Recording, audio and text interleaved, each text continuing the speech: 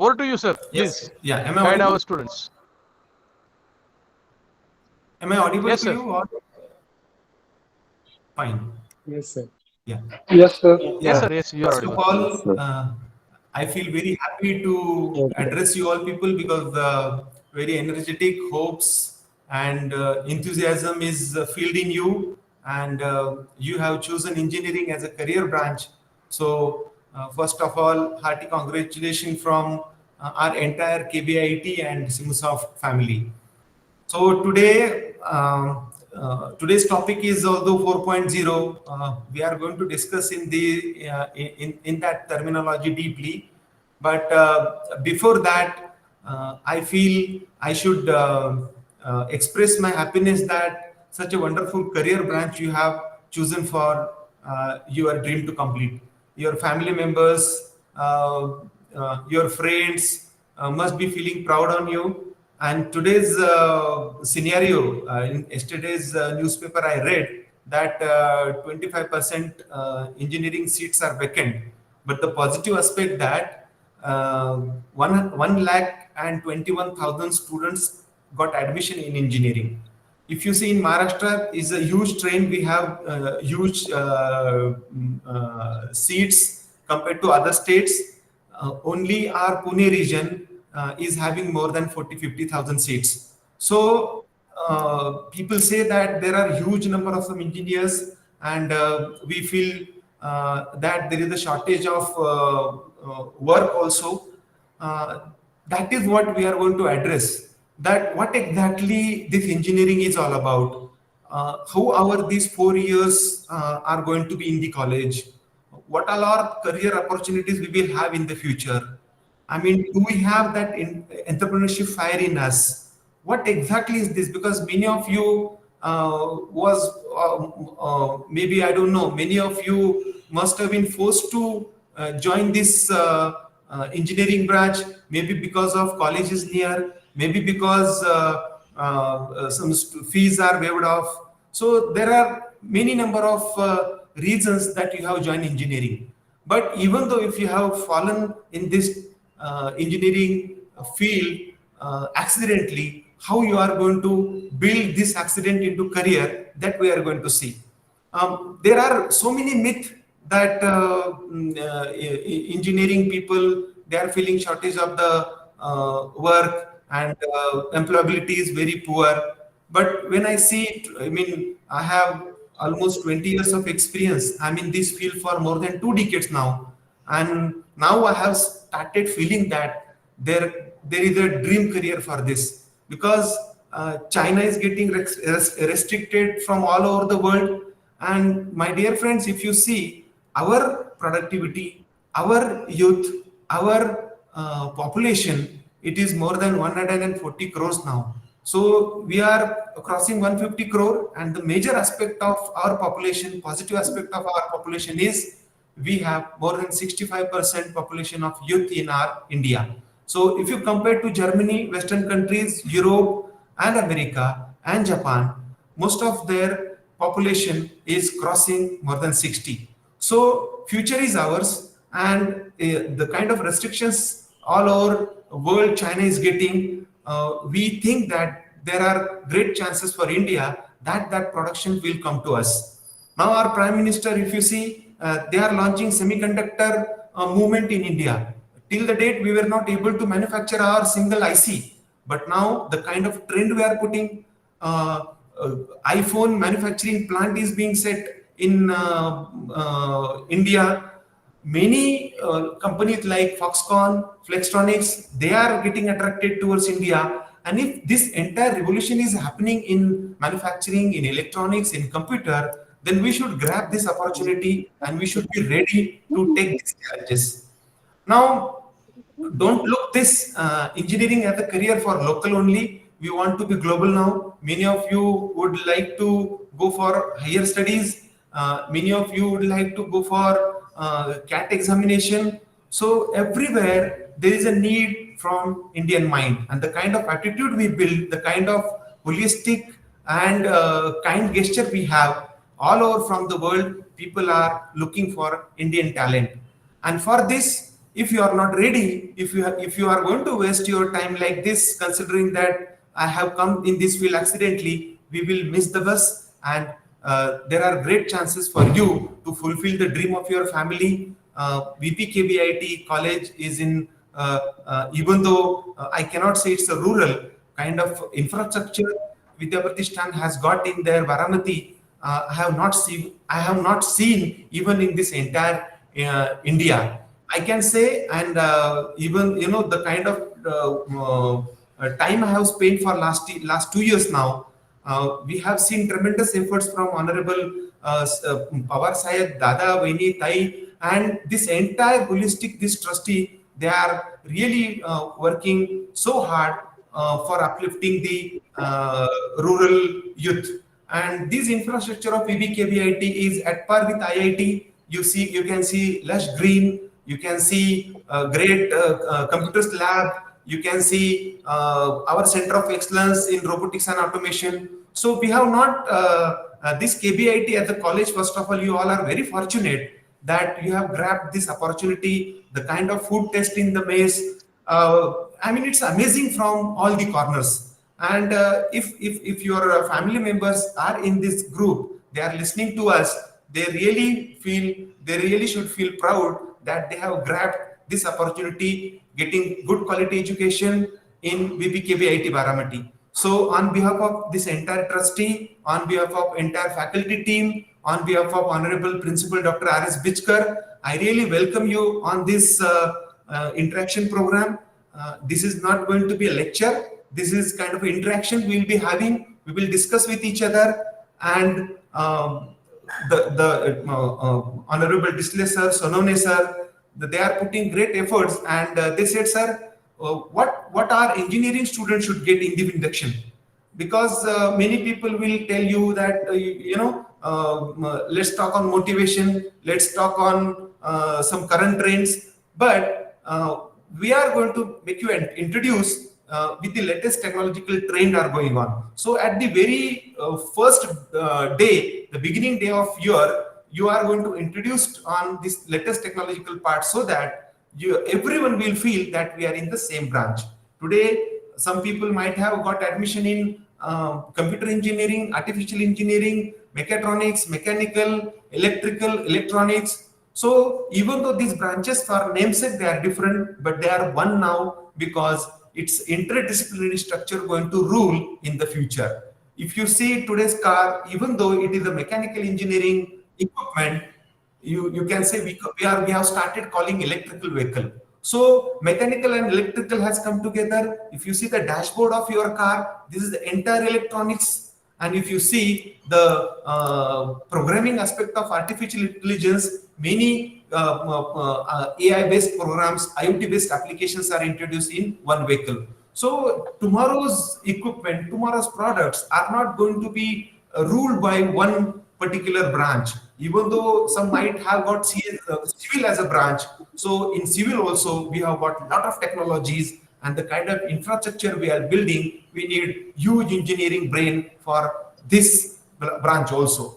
So we are going to work for this 4 year as a hub. We are no mechanical engineer, we are no electrical engineer, no electronics engineer, no computer engineer. We all are now 21st engineering youth, and we are going to call ourselves as a automation engineer. So everything everywhere is being automized.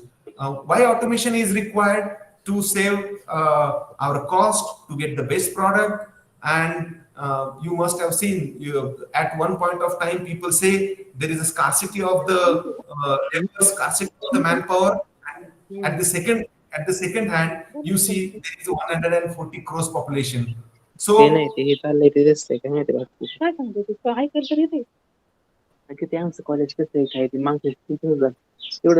I request students to mute their mic?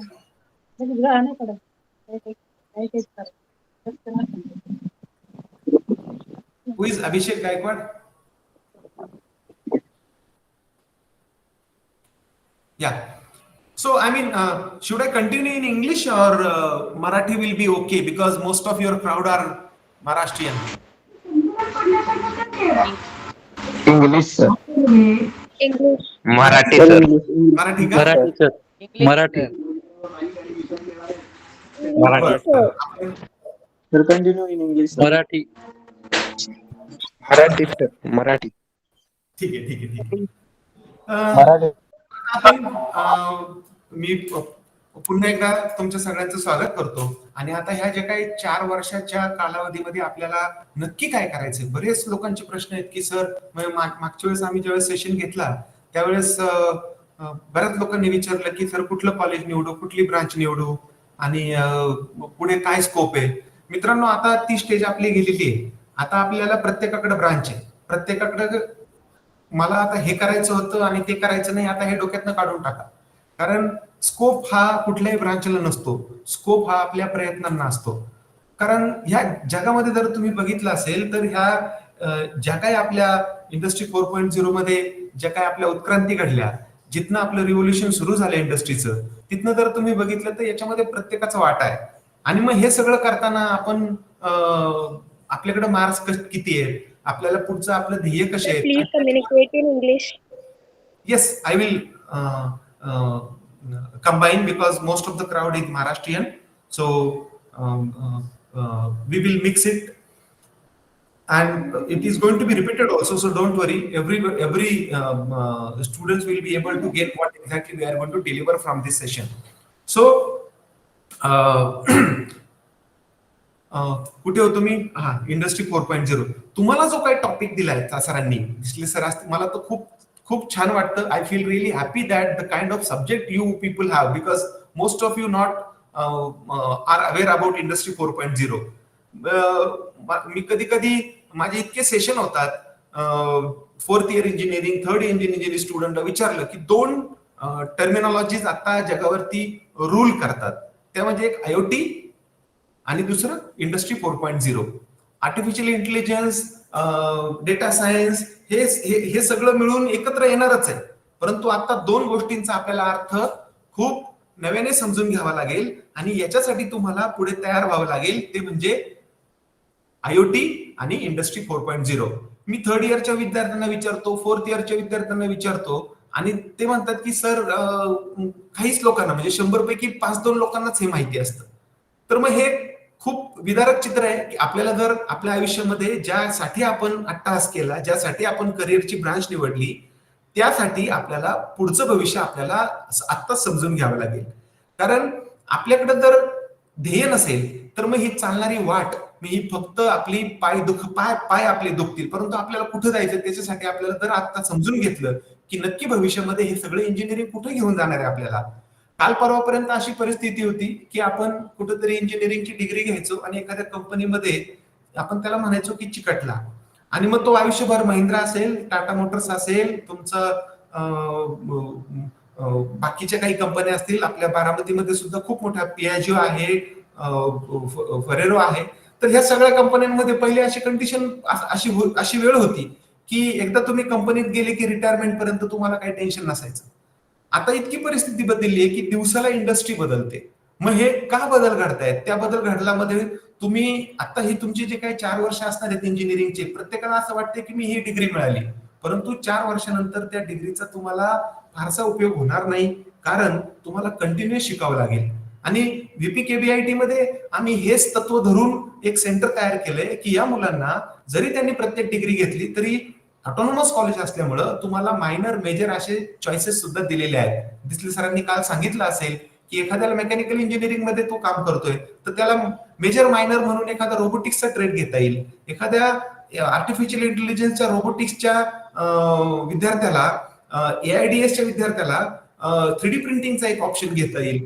तर ह्या सगळ्या ज्या आज काही गोष्टी आपण discuss करणार आहोत, त्या 4 वर्षाचं जे काही संचित आहे, जे आज मी 20 वर्ष मी इंडस्ट्रीमध्ये काम केल्यानंतर मला अनुभवलं की आता मला काय करायचंय, मला दररोज आजही अभ्यास करावा लागतो. तर पुढची 10 वर्ष काय होणार आहेत, की पुढच्या 4-5 वर्षामध्ये ट्रेंड काय असणार आहे. आज होणारे युद्ध सुद्धा आपण पाहतो, युक्रेन असेल, रशिया असेल, इस्रायल असेल, तर ह्या सगळ्या याच्यामध्ये ड्रोनचा वापर खूप केला जातो. येणारे युद्ध सुद्धा आता रोबोटनी होणार आहेत. मग अशा वेळेस माझं जे काय कन्व्हेन्शनल इंजिनिअरिंग आहे किंवा जे काय मी आतापर्यंत शिकत आलो त्याच्यामध्ये आपण कशा पद्धतीने बदल केला पाहिजे. तुम्ही जर चायनामध्ये गेलात तर तिथं 5वी पासून आर्टिफिशियल इंटेलिजन्स शिकवतात. आपल्याला 12वी नंतर आल्यानंतर सुद्धा कळत नाही की आपली ब्रांच कुठली आहे. So we are I mean we are like a eggless chicken, की हे नक्की आपण काय करतोय, what we are going to do, what exactly we have chosen as a branch. So we need to understand what exactly is this engineering is getting for us. तर आता जे तुमचे जे काही पालक असतील, तुमचे मित्रपरिवार असेल, वेगवेगळ्या काही कॉलेजेसमध्ये तुम्हाला प्रत्येकाला एक्सपिरेशन असतं की मला IIT मध्ये ऍडमिशन घ्यायचंय. काही लोकांना असं वाटतं की मला NIT मध्ये ऍडमिशन घ्यायचंय. काही लोकांना वाटतं की मी COEP मध्ये ऍडमिट व्हायला पाहिजे. तर अपेक्षा माणसाच्या कधीच कमी होत नाही. मग प्रत्येकाला असं वाटतं की माझ्या आवडीचं क्षेत्र मला मिळालं पाहिजे, माझ्या आवडीची ब्रांच आपल्याला मिळाली पाहिजे. आता मी उलट सांगेल तुम्हाला, आयुष्यामध्ये प्रत्येक वेळेस आपल्याला आवडणारी क्षेत्र आपल्याला मिळत नाही. आपल्याला प्रत्येक माणूस सांगेल की डू व्हॉट यू लाईक. मी उलट तुम्हाला सांगतो, आज तुमचा इंडक्शनचा पहिला दिवस आहे. मी तुम्हाला असं उलट का सांगतोय, कारण प्रत्येकाला प्रत्येक गोष्ट मनासारखी मिळत नाही. ह्या जगामध्ये बऱ्याच गोष्टी आपल्याला ऍडजस्ट करून घ्याव्या लागतात आणि त्याच्यामध्ये आपल्याला समाधान मानून जर आपण आनंदी राहिलो तर आपल्याला ती ऍडजस्टमेंट वाटत नाही, ते आपलं करिअर वाटतं.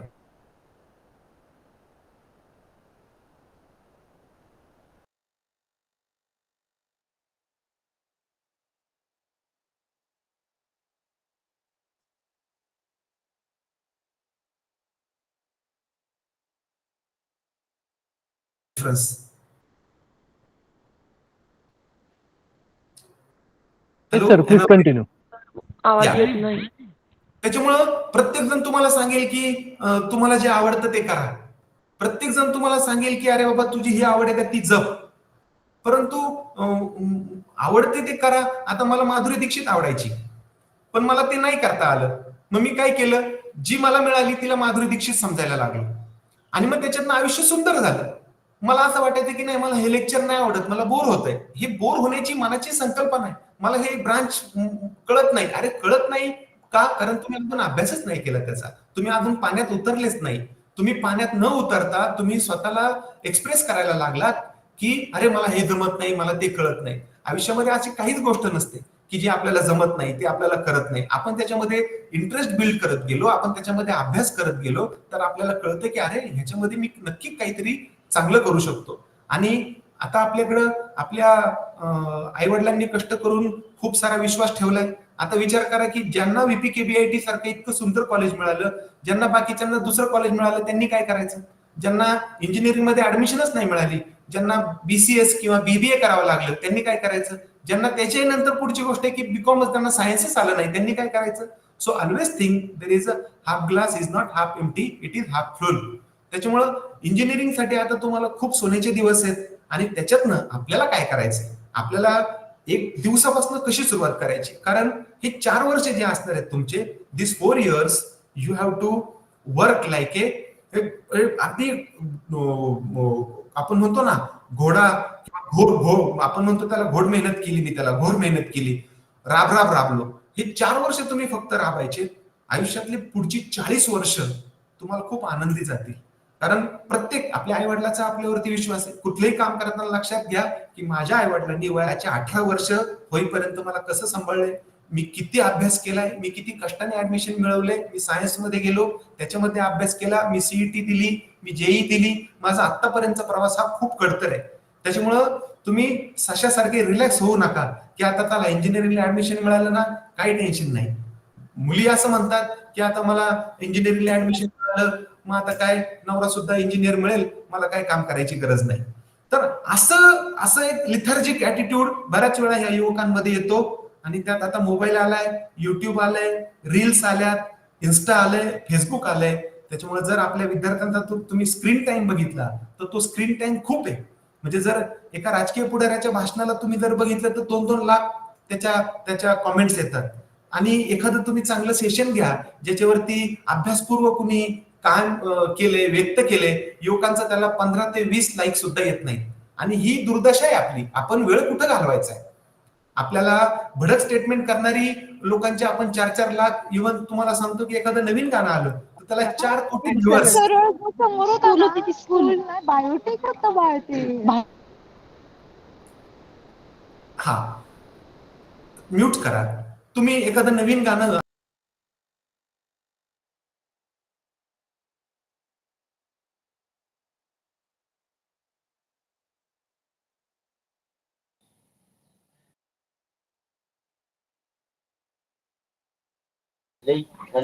आवाज नाही.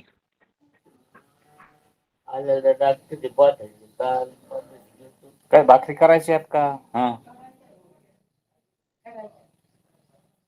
पोरं गेले का शाळेत? मधून सोडलं काय?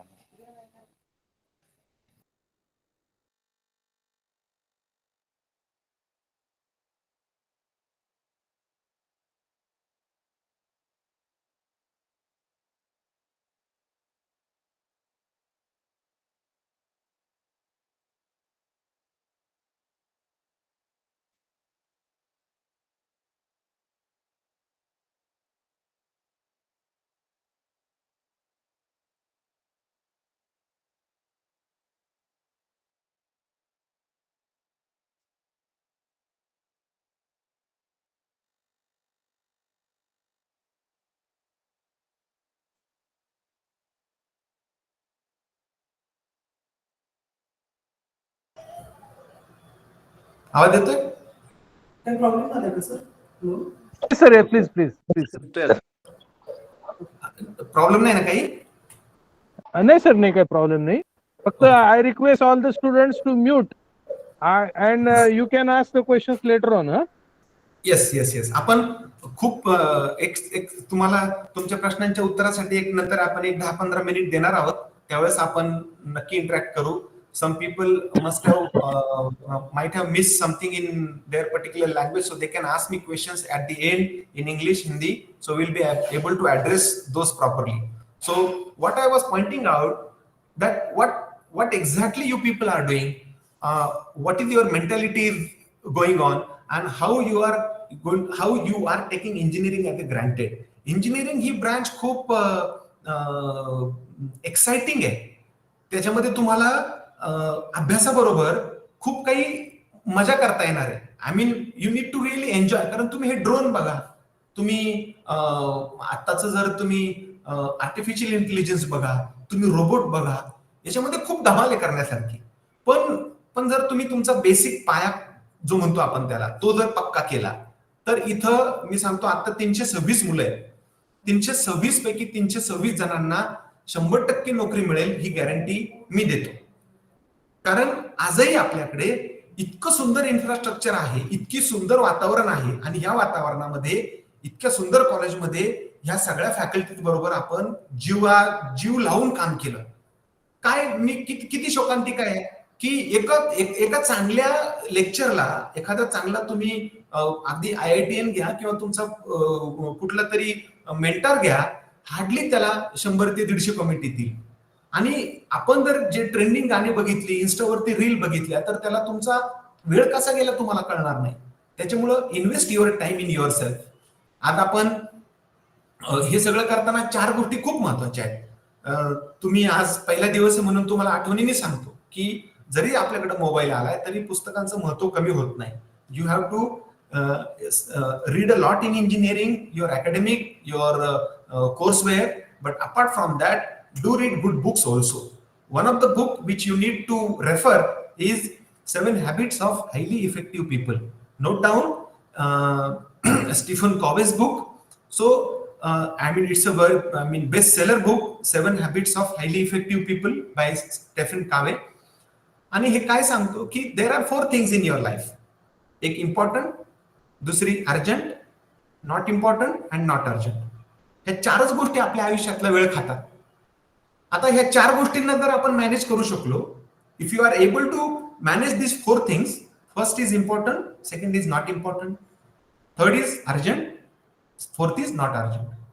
आता आपण बऱ्याच वेळा घोळ करतो की what exactly this 4 quadrant of our life. 4 महत्वाच्या गोष्टी ज्या आहेत त्या क्वाड्रंट मधल्या कशा आहेत, इम्पॉर्टंट आणि अर्जंट यामधला फरक कसा ओळखायचा. आज आपल्याला कळालं की आपला मित्र आजारी आहे किंवा त्याचा बाईकवरनं ऍक्सिडेंट झालाय आणि तुम्हाला खूप महत्वाच्या एक्झामला जायचंय, तर त्यावेळेस तुम्ही हा कॉल कसा घेणार की त्याला आता आपल्याला जवळच्या हॉस्पिटलमध्ये ऍडमिट करावं, ही झाली अर्जंट गोष्ट. आणि मग त्याच्यानंतर इमिजिएटली एक 10 मिनिटं का होईना तुम्ही त्या इम्पॉर्टंट गोष्टीकडे गेलात. सर सगळ्यात टॉप प्रायोरिटी तुमची काय असेल? अर्जंट आणि इम्पॉर्टंट. म्हणजे दोन गोष्टी आपल्याला चेक करायच्या की प्रत्येक गोष्ट करताना सेकंड गोष्टीला बरोबर घ्यायचंय. म्हणजे आपण म्हणतो की दोन ही पण लाईट आणि ही पण लाईट जर ग्रीन झाली तर आपण ते काम करायचं. दुसरी गोष्ट आहे की एखादी गोष्ट खूप अर्जंट असेल पण जर ती इम्पॉर्टंट नसेल तर आपण त्याच्याकडे लक्ष द्यायचं का? आणि बऱ्याच वेळा आपल्या मुलांचा, आपल्या पालकांचा नॉट ह्या इम्पॉर्टंट किंवा इम्पॉर्टंट बट नॉट अर्जंट ह्या सगळ्या गोष्टींमध्ये आपण थोडंसं गोंधळलेलं जातो. आता मित्राचा वाढदिवस आहे, अर्जंट आहे कारण मित्राचा वाढदिवस परत येणार नाही, पण तो इम्पॉर्टंट आहे का? मित्राचा वाढदिवस आहे आणि उद्या माझी एक्झाम आहे किंवा मला काहीतरी करायचंय आणि 4-5 दिवसांनी माझी एक्झाम आहे. बऱ्याच वेळा आपण मग त्या वाढदिवसाला जातो कारण तो अर्जंट आहे. सर बहिणीचं लग्न आहे, सर मामाच्या मुलाचं लग्न आहे, अर्जंट आहे, मला तुम्ही लिव्ह द्या, मला तिकडे जायला पाहिजे. परंतु इकडे 7 दिवसाचा अभ्यास इम्पॉर्टंट आहे का? हे जर तुम्हाला कॉल घेता आला की अर्जंट आणि इम्पॉर्टंट मध्ये जर तुम्हाला कळालं की काय करायचं, इम्पॉर्टंट व्यायाम करणं इम्पॉर्टंट आहे का? आहे. अर्जंट आहे का? नाही. तुम्ही सकाळी 7 वाजता नाही उठला तर तुमचं आयुष्य उडून जाणार आहे का? नाही. परंतु ते इम्पॉर्टंट आहे का? येस. मग त्याच्यावरती आपण वेळ द्यायला पाहिजे. आपण व्यायाम करतो, पुस्तक वाचणं अर्जंट आहे का? नाही. नाही पुस्तक वाचलं तर कुठं उद्या लगेच एक्झाम आहे. So important but not urgent. हे जे काही तुमच्या मनात असं वाटतं, you have to give time to your important work. आयुष्यात विचारा की स्वतःला इम्पॉर्टंट काय आहे. अभ्यास करणं असेल, पुस्तक वाचणं असेल, व्यायाम करणं असेल, या गोष्टी जरी अर्जंट नसल्या तरी त्या इम्पॉर्टंट आहेत आणि त्या सगळ्यात टॉप प्रायोरिटीला तुमच्या असल्या पाहिजे. 4 वर्षात नो बर्थडे, नो लग्न, नो गाणी, नो दही हंडी, नो गणपती. काय जे करायचंय ते सगळं तुम्ही ह्या 4 वर्षानंतर ठेवा, साठवून ठेवा. म्हणजे काहीच करायचं असं म्हणत नाही मी. जे काय असेल ते अगदी तात्पुरत्या स्वरूपात. गणपतीची आरती करा, गणपतीला आरास करा, बुद्धीची देवता आहे, पण त्याच्यामध्ये मिरवणुकांमध्ये तासन तास, 5-5 तास तुम्ही जर त्याच्यामध्ये वेळ घालवला, वाया घालवला, तर पुढच्या नंतर 4 वर्षानंतर ती बुद्धीची देवता तुम्हाला माफ करणार नाही. घरी सांगायचं, आई वडिलांना तुम्ही मदत करताय, नक्की करा, ते तर गरजेचंच आहे कारण ते इम्पॉर्टंट आहे. परंतु हे सगळं करताना तुमचं इंजिनिअरिंग आणि तुमची फॅमिली या दोन गोष्टी एकत्र करून जर तुम्ही प्रवास केला, आणि किती दिवस मागतोय मी? फक्त 4 वर्ष मागतोय. 4 वर्षानंतर गणपतीचं मंदिर बांधा ना तुम्ही. 4 वर्षानंतर स्वतः तुम्ही दहीहंडी स्पॉन्सर करा. कारण हातात जर दम असेल, डोक्यात जर बुद्धी असेल आणि जर आपल्याकडे जर पैसा असेल तर जगामध्ये कुठलीही गोष्ट आपण साध्य करू शकतो. ह्याच्यासाठी आपल्याला आतापासून पुढची 4 वर्ष बुक करून ठेवायची त्या इंजिनिअरिंगसाठी. इंजिनिअरिंग हे तुमचं साईड लाईन नाही, इंजिनिअरिंग हे तुमचं साईड करिअर नाही. इंजिनिअरिंग हे तुम्हाला फक्त तुमच्या फॅमिलीला घडवणार नाही, ते राष्ट्र निर्माण करणार आहे. आज तुम्ही मी टिम कुक जे आता आयफोनचे सीईओ आहेत, त्यांचा मी एक इंटरव्ह्यू ऐकला की चायनामध्ये क्रांती घडली. ती चायनामध्ये खूप स्वस्त माल मिळतो आणि खूप तिथं काही वस्तू खराब मिळतात म्हणून नाही घडली. चायनामध्ये खूप स्किल्ड मॅन पॉवर आहे. चायनामध्ये ते जे काही लोक त्यांनी त्यांच्या जीवावरती उड्या मारल्या त्या फक्त तिथले इंजिनियर्स आहेत, तिथली वोकेशनल एज्युकेशन सिस्टीम आहे आणि त्याच्यातनं ती लोक खूप पुढे गेली. तिथलं प्रोडक्शनचा रेट जर तुम्ही बघितला तर आयफोन निर्माण करण्यासाठी अख्ख्या जगामध्ये चायनामध्ये खूप स्वस्तात आयफोन निर्माण होतो. म्हणून त्यांनी सांगितलं की आम्ही जर आमच्या जगाला जर आयफोन द्यायचे असतील तर आम्हाला चायना सोडून पर्याय नाही. का? कारण तिथलं तंत्रज्ञान, तिथलं वोकेशनल एज्युकेशन, तिथलं इंजिनिअरिंग एज्युकेशन, तिथलं टेक्निकल एज्युकेशन इतकं स्ट्रॉंग आहे. तिथली मुलं, तिथला युवा इतका स्ट्रॉंग आहे की तो येणारा जो काय टुलिंगचा स्ट्रक्चर आहे, तिथलं जे काय इंजिनिअरिंगचं रोबोटचं स्ट्रक्चर आहे, त्यांनी त्या भाषा 5वी पासून शिकल्यात. त्याच्यामुळे विचार करा की चायना ऑलरेडी 5 ते 7 वर्ष तुमच्या पुढे आहे. तुम्हाला तो पण अभ्यास करायचा आहे. तुम्हाला आता तुमचं मॅथमॅटिक्स क्लिअर करायचंय, तुम्हाला रोबोट, या सगळ्या करताना तुमच्याकडे वेळ खूप कमी आहे. आणि ह्या वेळेचा जर तुम्हाला सदुपयोग करायचा असेल तर तुम्ही दररोज एक युट्यूबवरती गाणं ऐकण्यापेक्षा, नेत्याचं भाषण ऐकल्यापेक्षा, कुठलं तरी ट्रेंडिंग इन्स्टाचे रील्स ऐकण्यापेक्षा तुम्ही फक्त अर्धा तास उद्या काय होणार आहे एवढं जरी टाईप केलं, युट्यूबमध्ये तुम्ही टाकू शकता व्हॉट इज ट्रेंडिंग टेक्नॉलॉजी. त्या ट्रेंडिंग टेक्नॉलॉजीमध्ये तुम्ही 3D प्रिंटिंग बघा, रोबोट बघा, ड्रोन बघा, AI बघा, सेन्सर्स बघा, तुम्हाला तुमच्या प्रश्नांची उत्तर मिळत जातील. आणि जसे जसे तुम्ही ही सगळी उत्क्रांती करत जाल, तुमचं करिअर ही तुमची आवड बनेल. आणि एकदा ती आवड बनली की मग तुम्हाला कोणीही रोखू शकणार नाही. मी माझी स्क्रीन शेअर करतो आणि त्या स्क्रीन नंतर तुम्हाला कळेल की नंतर आपण एक व्हिडिओ पाहणार आहोत की जो भारतातल्या संपूर्ण भारतामध्ये ग्रामीण भागातलं पहिलं सेंटर ऑफ एक्सलन्स आपल्या VPKBIT मध्ये आपण निर्माण केलं. जवळजवळ 10 ते 12 कोटी रुपये खर्च करून इतकं सुंदर, त्याच्यामध्ये सिव्हिलची पण कॉस्ट मी पकडली, इतकं सुंदर स्ट्रक्चर आपण बनवले. आणि ते पाहण्यासाठी अगदी मायक्रोसॉफ्ट असेल, अमेरिका असेल, तिकडचे रशियाची लोक यांनी आपल्याला इथं येऊन भेट देऊन ते खूप सेंटर छान झालंय असं सांगितलं. VPKBITचा स्टाफ असेल, आपली सगळी टीम असेल, या सगळ्या लोकांच्या एकत्रित प्रयत्नांमुळे इतकं सुंदर इंजिनिअरिंगचं वातावरण आता आपल्या इथं तयार झालेलं आहे. आणि ह्या वातावरणाचा आता फक्त आपल्याला खूप फायदा घ्यायचा आहे.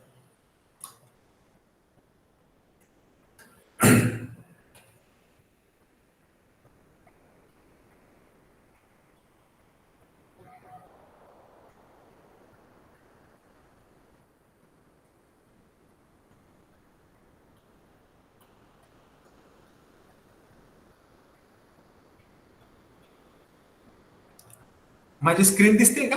Yes, sir. Yes. Yes, sir. Yes, sir. So, initially I was discussing and I was interacting with on very generalized topic. तुम्हाला असं वाटलं असेल की सर आता पुन्हा काय लेक्चर देतात की काय मोटिवेशनचं. हे पण आई पण सांगते तेच, बाबा पण तेच सांगतात, अरे काय त्या मोबाईल मध्ये लक्ष घालतोय. आणि आता सरांनी पण तेच सांगितलं. परंतु जोपर्यंत आपल्याला आपलं ज्यावेळेस फ्युचर दिसतं आणि त्यावेळेस आपण म्हणतो ना आग लागली, मग आग लागल्यानंतर आपण कसं डायरेक्ट काहीच सुचत नाही आपल्याला, मग आपण पहिलं पाण्याचा बंब आणतो. तसं आज आपल्याला आग लावायचं काम करायचंय की आग कशी असणार आहे इंजिनिअरिंगची, आपल्याला पुढचे संभाव्य धोके काय आहेत, संभाव्य अपॉर्च्युनिटी काय आहेत, आणि जर आपण नाही बदललो तर आपण बाहेर कसे फेकले जाऊ शकाल. Either you change or you perish. तुम्ही बदला किंवा नष्ट व्हा.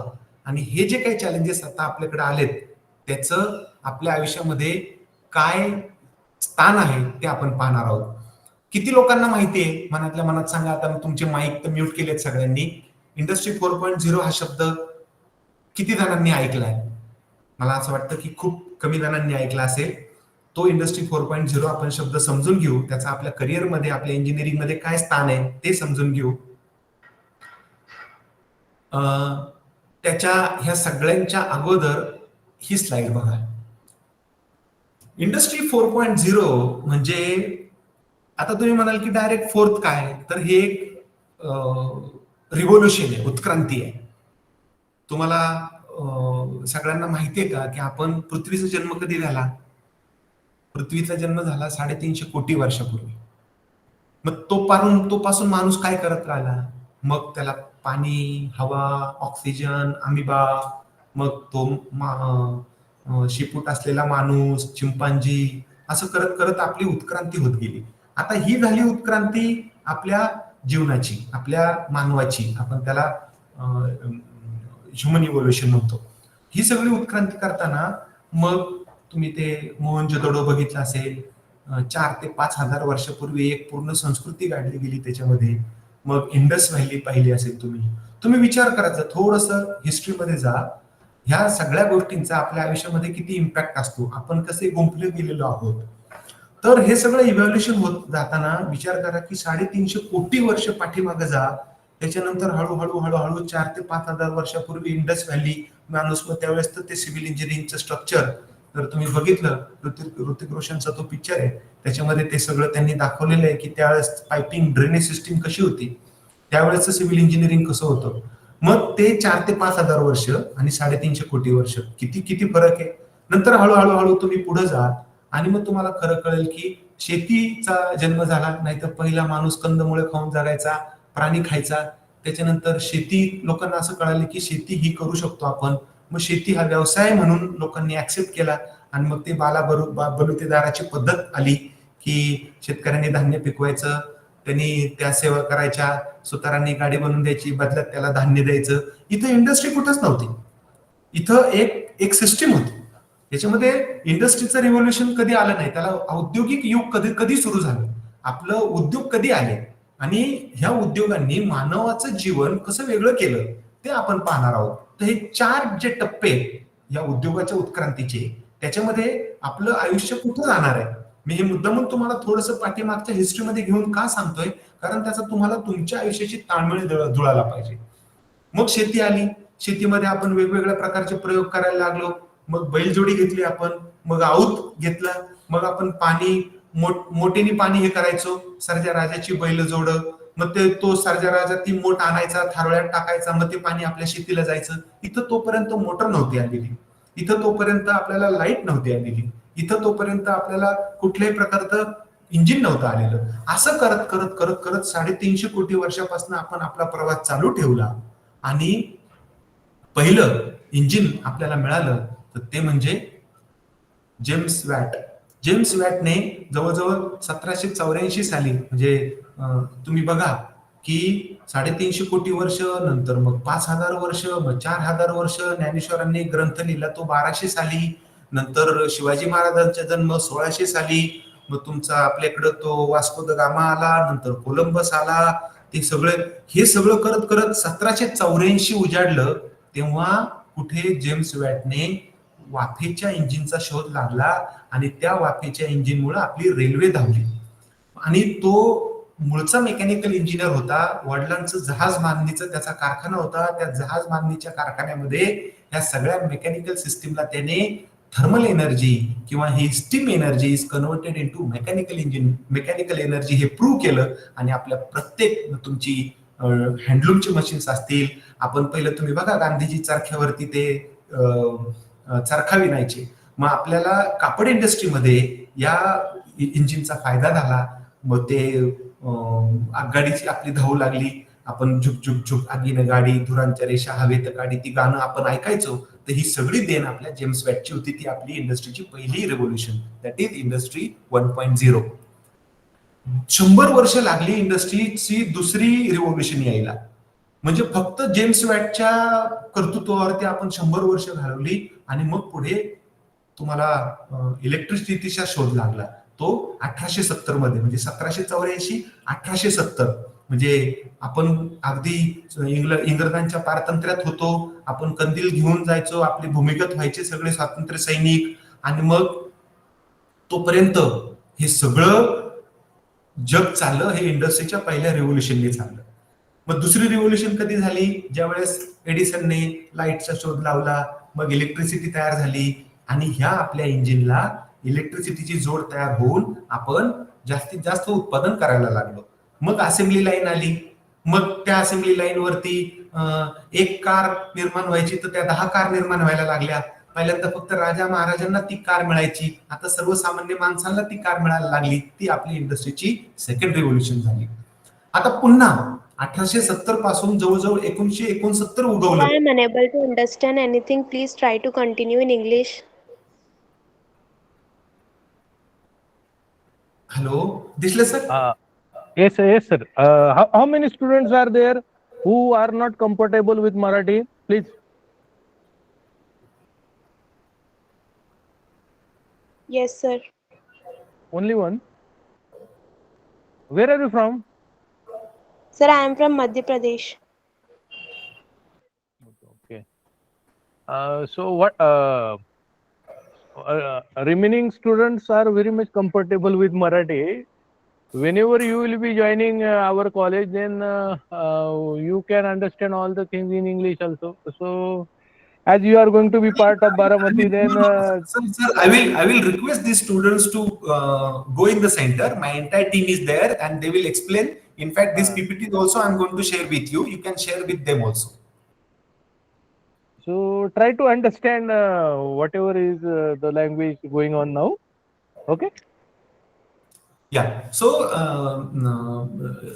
students, I request, we have this center of excellence in VPKBIT. My entire team is there. You can get it, your ideas clarified from them also later. As of now, since this entire core, most of the core is from Maharashtrian background, Marathi background, let me explain them, because this is very crucial phase of their life. Let them understand why this engineering is important, and how they are going to, focus on the rest of these years, so that at the very beginning we will be able to focus them on the clear part of engineering. Yes. So after that, and I really feel happy that students from Madhya Pradesh, students from Kashmir, they are coming all the way to Vidya Pratishthan, considering the global impact of this college. So at one point of time, this is a happy problem for us. So let's continue in Marathi. Later on, definitely I'll give time in English also. So तिसरी revolution झाली त्यावेळेस आपल्याला computer मिळाला. म्हणजे पहिल्यांदा एक खोली लागायची एक कॉम्प्युटर ठेवायला. म्हणजे ज्यावेळेस मी इंजिनिअरिंग मध्ये होतो त्यावेळेस तुमच्या मोबाईलची आता जेवढी रॅम नाही तेवढी आमच्या कॉम्प्युटरची हार्ड डिस्क असायची. म्हणजे मला आठवते, मी ज्यावेळेस VIT ला ऍडमिशन घेतलं होतं त्यावेळेस 1996 ते 2000 आम्ही इंजिनिअरिंग मध्ये होतो, आणि आम्हाला कॉम्प्युटर 3rd इयरला बघायला मिळाला. म्हणजे 96 ला, आणि त्यावेळेस कॉम्प्युटर इंजिनिअरिंग मध्ये माझे काही मित्र होते आणि मी इलेक्ट्रॉनिक्सला होतो, आणि त्यावेळेस आमची हार्ड डिस्कची साईज 8 GB होती. आमची रॅम त्यावेळेस MB मध्ये असायची. आत्ताच तुम्ही बघा, म्हणजे हे रिव्होल्युशन घडायला 1970 उजाडलं. मग रोबोट आले, मग PLC आला, मग इलेक्ट्रिकलच्या कन्सेप्ट आल्या, आणि मग त्याच्यामुळं हे रिव्होल्युशन घडलं 1970 ला, ज्यावेळेस हे सगळं इलेक्ट्रॉनिक्सची उत्क्रांती झाली. म्हणजे पहिल्यांदा स्टीम इंजिन आलं, 100 वर्षांनी लाईट आली, 100 वर्षांनी इलेक्ट्रॉनिक्स आलं, आणि आता माझ्या बघा 4थी रिव्होल्युशन तुम्हाला अक्षरशः ह्या 1996 ला आम्ही होतो त्याच वेळेस, म्हणजे कॉम्प्युटरचा जन्म झाला 1970 साली, आणि 2000च्या दशकामध्ये इंटरनेट आलं. म्हणजे त्या इंटरनेटने 4थी उत्क्रांती ह्या सगळ्या औद्योगिक किंवा इंडस्ट्री रिव्होल्युशन मध्ये घडवली. म्हणजे 100 वर्ष 1870 ला स्टीम इंजिन, 1770 ला स्टीम इंजिन, 1870 ला इलेक्ट्रिसिटी, 1970 ला कम्प्युटर, आणि 100 कालावधीनंतर आता तो टाइम किती कमी झालाय. 1970 पासून 1990-95 म्हणजे 25 ते 30 वर्षात इंटरनेटचा शोध लागला आणि 4थी रिव्होल्युशन आली. आता तुम्ही बघा, तुमचं प्रत्येक डिव्हाइस, प्रत्येक तुमची कार मधला पार्ट, प्रत्येक गोष्ट आता ही तुमच्या इंटरनेटशी जोडली गेलेली आहे. म्हणजे तुमच्या कारचा दरवाजा जरी उघडा असला तरी तुमच्या इंटरनेट थ्रू तुमच्या मोबाईलवरती कळतं की कारचा हा दरवाजा लागलेला नाही. तुमची वॉशिंग मशीन तुम्हाला बंद करायची आहे. तुमच्या घरामध्ये हा माणूस इतक्या वाजता आलाय. तुमच्या मोबाईलवरती तुमचं पूर्ण CCTV फुटेज दिसतं. ही सगळी इंटरनेटमुळं आता प्रत्येक गोष्ट तुमच्या आता हातात आलेली आहे. आणि मग हे सगळी ही जी काही रिव्होल्युशन घडली, या रिव्होल्युशन मध्ये इंडस्ट्री 4.0 आणि आता इंडस्ट्री 5.0 येते. ज्यावेळेस आता हा 5G आला, आता आपण इंटरनेटवरती एकमेकांशी बोलतोय, हे इंडस्ट्री 4.0 मुळे बोलतोय. कारण ज्यावेळेस आम्ही इंजिनिअरिंगला होतो, ज्यावेळेस इंडस्ट्री 4.0 त्यावेळेस कुठे त्याची सुरुवात झाली होती, त्यावेळेस एक मोडेम असायचा आणि त्या मोडेमवरती आम्ही इंटरनेटला आता क्लिक केलं तर ते 4 ते 5 मिनिटांनी ते इंटरनेटशी जोडलं जायचं आणि आम्ही 1 MB ची फाईल पाठवली की 1 तासाने ती समोरच्याला पोहोचायची. त्यावेळेस आता इंटरनेटचा स्पीड वाढला, 2G आलं, 3G आलं, 4G आलं, आता 5G आलंय आणि आता 6G आल्यानंतर तुम्हाला असं वाटेल की आपण एकमेकांसमोरच बसलोय. मी इतकं सगळं रिव्होल्युशन आता हे सगळं घडतंय. इंडस्ट्री 5.0 मध्ये ह्युमनाइड रोबोट्स येतील, त्या रोबोट्स बरोबर माणसं बोलतील. एखाद्याच्या हातातनं जर स्क्रू पडला तर त्याला न सांगता तो रोबोट पटकन उचलेल आणि तो वरती आणून देईल. तर इतकं सगळं इंटरॅक्शन हे इंडस्ट्री 5.0 मध्ये होणार आहे. मला हे तुम्हाला का सांगायचं, ह्या रिव्होल्युशन ज्या घडल्या त्याचं तुम्ही जर पिरियड बघितला तर पहिल्यांदा 100 वर्ष आणि आता ते 20 वर्ष आणि आता ते 5 वर्ष, कदाचित इंडस्ट्री 6.0 अजून 10 वर्षात येईल. म्हणजे जर आपण पहिल्यांदा बदलायची कडे आपल्याकडे खूप गरज नव्हती, आता तुम्हाला बदलावं लागेल. आता तुम्हाला पहिल्यांदा आम्ही 10-20 वर्षांनी बदललो, एखाद्या नोकरीला काम लागलं इंजिनियरला. त्याच्यानंतर लोकांनी मेकॅनिकल इंजिनिअरिंग वाल्यांनी बऱ्याच वेळा कॉम्प्युटरच्या प्रोग्रामिंगच्या लँग्वेजेस शिकल्या. पहिल्यांदा मेकॅनिकल इंजिनिअरिंग वाले फोकस करायचे थर्मोडायनॅमिक्स वरती. आता ते पायथॉन वरती कॉन्सन्ट्रेट करतायत. पायथॉनवर थर्मोडायनॅमिक्स महत्वाचं आहेच, पण त्याच्यामध्ये अजून आयटीचं काही कॉन्ट्रीब्युशन घेता येईल का? आता प्रत्येक आपला जो मशीन आहे त्या मशीनला आपण सेन्सरशी जोडले, त्या सेन्सरने डेटा मिळेल का? त्या डेटाचं आपण क्लाउडवरती घेऊ शकतो का? त्या क्लाउडवरनं काही डेटा अनालिसिस करू शकतो का? तर ही सगळी मजा आता इथून पुढे चालू होणार आहे. म्हणजे 350 कोटी वर्षाची ही उत्क्रांती आता आपल्याला असं वाटते की ही काल परवाच घडली. आता ड्रोन आलेत. हे सगळं घडताना नक्की आपल्याला इंजिनिअरिंग काय समजून घ्यायचंय की सर तुम्ही म्हणाल की ह्या सगळ्या याच्यामध्ये आम्हाला इंटरनेट पण शिकायचंय, आम्हाला ऑटोमेशन पण शिकायचंय, पण हे नक्की कसं होणार आहे? आम्हाला जेव्हा शिकायला गेलो त्यावेळेस आम्हाला 5वीला एबीसीडी शिकलो आम्ही, 4थी पर्यंत आम्हाला एबीसीडी नव्हती. आता एलकेजीचा पोरगा खूप छान एबीसीडी म्हणतो.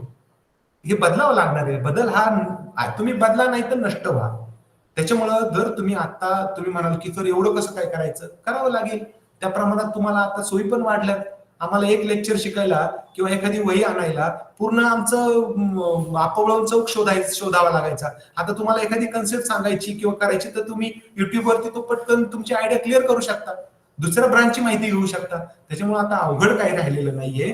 तुम्हाला तो आनंदाने एकमेकांच्या ब्रांचेस समजून घ्याव्या लागतील. तर काय आहे हे सगळं? आपण हे सगळं करताना हे कसं करणार आहोत? आणि याचं सगळ्यात बेस्ट एक्झाम्पल आपल्याला दिसणार आहे. कारण this industry 4.0 centre of excellence at very place of KBIT we have there. You can go at any point of time, get to know what exactly is this. Now fortunately we have autonomy also. So HOD first year HOD दिसले sir असतील, तुमचे मेकॅनिकलचे HOD Lande madam असतील, इलेक्ट्रिकलचे HOD असतील, तुमचे registrar Rajbir sir असतील, तुमच्या इलेक्ट्रॉनिकच्या Chhajed madam आहेत, Kulkarni sir आहेत. तर हे सगळ्यांनी मिळून एकत्र सिव्हिलचे HOD असतील, हे सगळ्यांनी मिळून तुमच्या ब्रांचेसला एकत्रित करून एक इंडस्ट्रीचं रूप, इंडस्ट्री 4.0चं रूप आपल्याला घेऊन यायचंय. म्हणजे हे सगळं, ह्याच्या सगळ्या ज्या काही डेफिनेशन्स आहेत त्या तुम्हाला आता कळाल्या ना, तर तुम्हाला त्याच्यामध्ये इमिजिएट जाऊन काय लगेच डोकं घालायची गरज नाही. परंतु काय आहे, हत्ती कसा दिसतो हे कळालं आपल्याला, त्याचं शेपूट कसं असतं, त्याचं तोंड कसं असतं, त्याची पाठ कशी असते, त्याचे पाय कसे असतात, हे तुम्ही आधी समजून घ्या. त्याच्यामुळे तुमचा प्रवास तुम्हाला आता कळता येईल की अरे गिअर कधी टाकायचा आहे, कुठे टाकायचा आहे.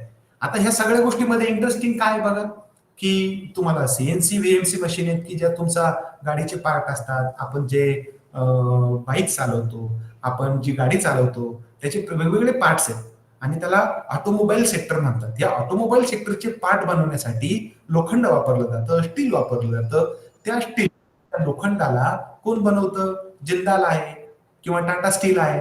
आता ह्या टाटा स्टील कडनं आपण आपल्याला असं कळतं की स्टील आपण फक्त बांधकाम करायला वापरतो. नाही, आपल्या गाड्यांचे पार्ट बनवायला स्टील लागतं, आपल्या गाड्यांचे पार्ट बनवायला अल्युमिनियम लागतं, आपल्या गाड्यांचे पार्ट बनवायला ब्रास लागतं. तर हे सगळे पार्ट कोण बनवतं? ह्याला फोर्जिंग इंडस्ट्री असेल, काही लोकांना मोल्ड करावा लागतो. तर हे अॅक्युरेट पद्धतीने पहिल्यांदा लेथ मशीन वापरल्या जायच्या. नंतर सगळ्यात आधी आपण छन्नी हातोड्याने शेप द्यायला लागलो, त्याच्यानंतर मग लेथ मशीन आली आणि आता सीएनसी प्रोग्राम करायचा. आणि तो प्रोग्राम जर त्या मशीनला तुम्ही फीड केला तर तुम्हाला इंजिनचा शेप असेल, तुम्हाला तुमच्या फुटवेअरचा शेप असेल, ज्या शेपमध्ये तुम्हाला तुमचा प्रॉडक्ट पाहिजे तो काही सेकंदात या सीएनसी आणि व्हीएमसी मशीनमुळे बनला जातो. सीएनसीचा फॉर्म आहे CNC vertical milling machine, computer numerical machine. तर ह्या सगळ्या गोष्टी आपल्या सेंटरमध्ये तुम्हाला पाहायला मिळतील की सीएनसी मशीनने या ऑटोमोबाईल इंडस्ट्रीला जवळजवळ 80% पार्ट पुरवण्याचं काम केलेलं आहे. जर तुम्ही प्लास्टिक जर सोडलं तर मेटल कटिंग टेक्नॉलॉजीमध्ये सीएनसी ही जवळजवळ 70% पार्ट ही सगळं सीएनसी मशीन बनले जातात. तुम्ही एखाद्या कंपनीमध्ये गेलात आणि त्यांची जर प्रोडक्शन लाईन बघितली तर त्याच्यामध्ये सगळ्यात जास्त मशीन ह्या सीएनसीच्या आणि व्हीएमसीच्या असतील.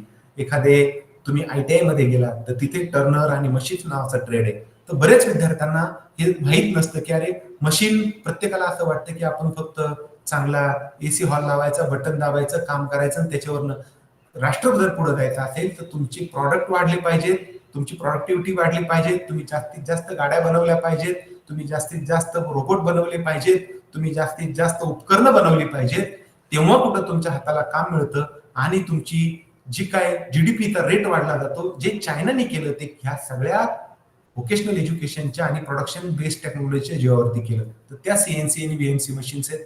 मेकॅट्रॉनिक्सचा अर्थ काय की मेकॅनिकल आणि इलेक्ट्रॉनिक्स आणि इलेक्ट्रिकल आणि कम्प्युटर मिळून केलेली गोष्ट. तुम्ही कुठली मशीन बघा, आता ही सीएनसी मशीन सुद्धा त्याच्यामध्ये वेगवेगळे पार्ट्स इलेक्ट्रॉनिक्सचे असतील, इलेक्ट्रिकलचे असतील. रोबोट तुम्हाला माहिती आहे, एखादं काम रिपिटेटिव्ह असेल, 140 डिग्री सेल्सिअस मध्ये माणूस काम करणार नाही, माणूस 24 तास काम करणार नाही. पण रोबोटला जर तुम्ही एकदा प्रोग्राम फीड केला की बाबा हा बॉक्स उचलायचा, त्या मशीनला नेऊन द्यायचा.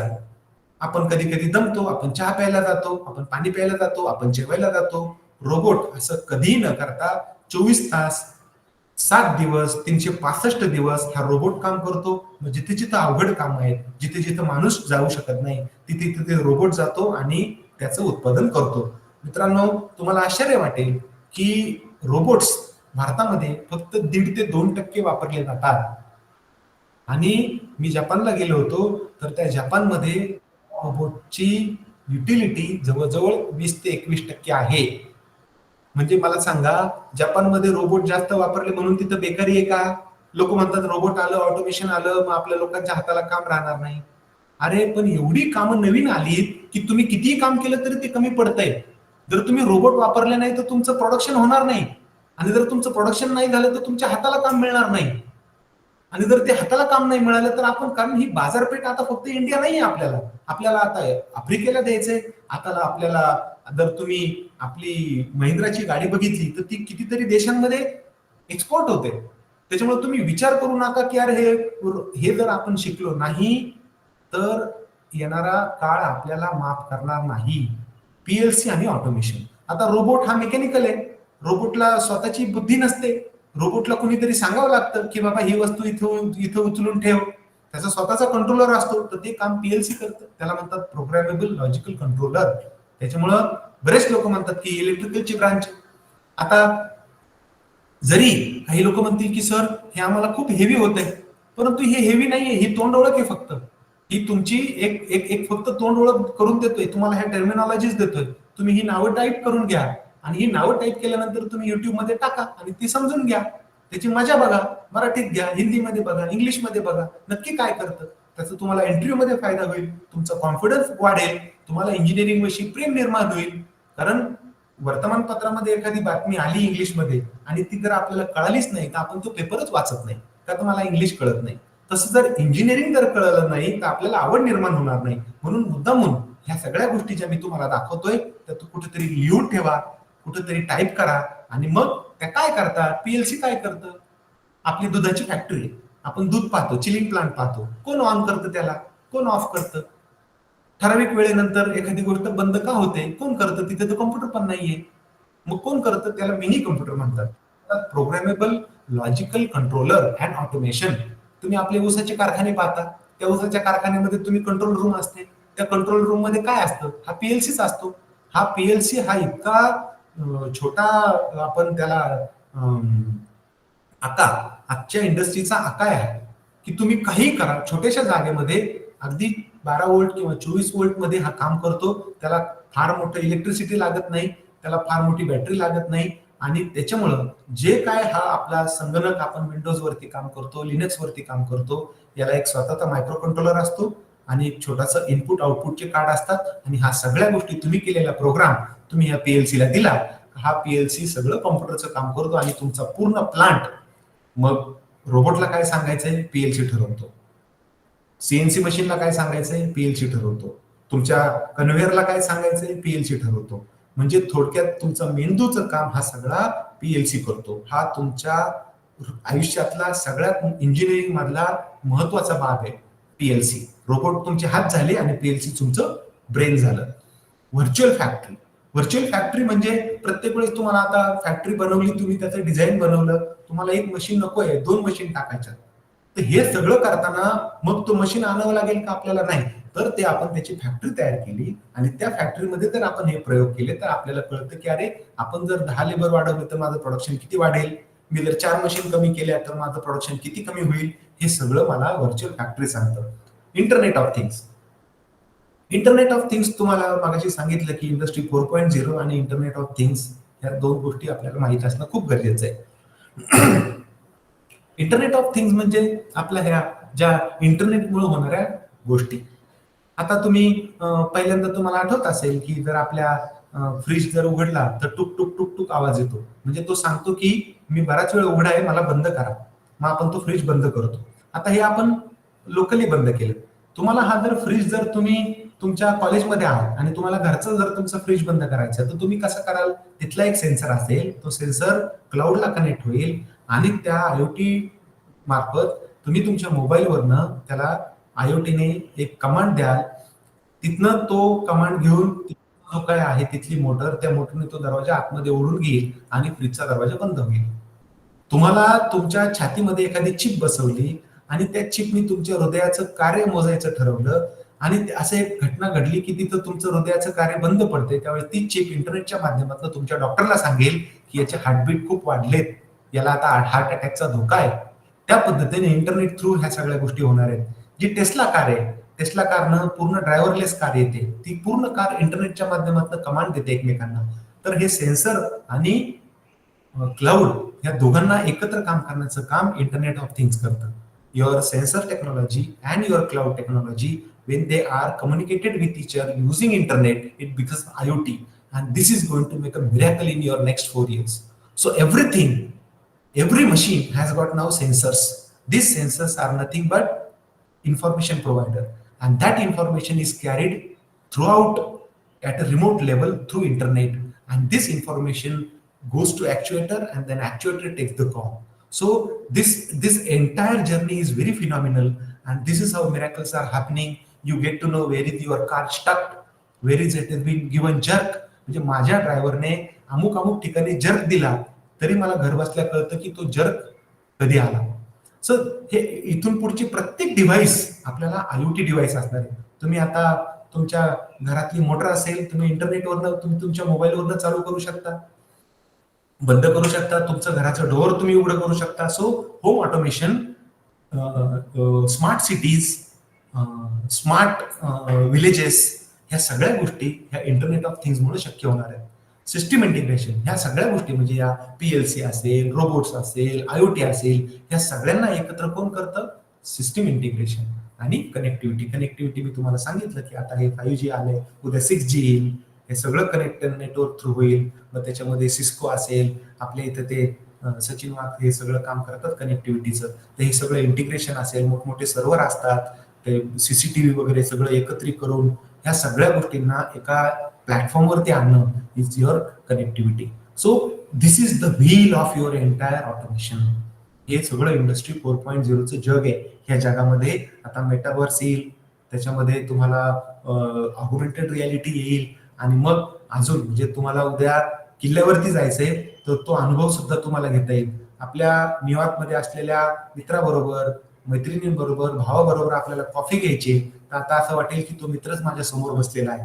तर so this metaverse, this entire engineering is going to change at a bullet rate. So you need to be ready for this. हे मी तुम्हाला सांगितलं की कनेक्टिव्हिटी येऊन जाऊन क्लाउडला कनेक्ट व्हायचं आपल्याला. ह्याच गोष्टी इथं ह्या सगळ्या गोष्टी केल्यात. Additive manufacturing, augmented reality, internet of things, simulation, autonomous robot, big data, cyber security. So this is complete wheel because तुम्हाला माहिती आहे कान काय करतात? ऐकायचं काम करतात, बरोबर? आणि मग आपण ते ऐकून दुसऱ्याला सांगतो. हे कान म्हणजे आपले सेन्सर आहेत की प्रत्येक मशीन इथून पुढे आपल्याला आपण त्या मशीनला सेन्सर लावू. मग ती मशीन काय सांगते? मी किती पार्ट बनवले, मी किती गरम झाले, मी आता कधी बंद होणार आहे, माझं ब्रेकडाऊन कधी होणार आहे, हे सगळं त्या मशीनला कळत असतं. ते मशीन हे कोणाला सांगणार? आपल्या सिस्टीमला सांगणार. कोणाच्या थ्रू सांगणार? सेन्सरच्या थ्रू सांगणार.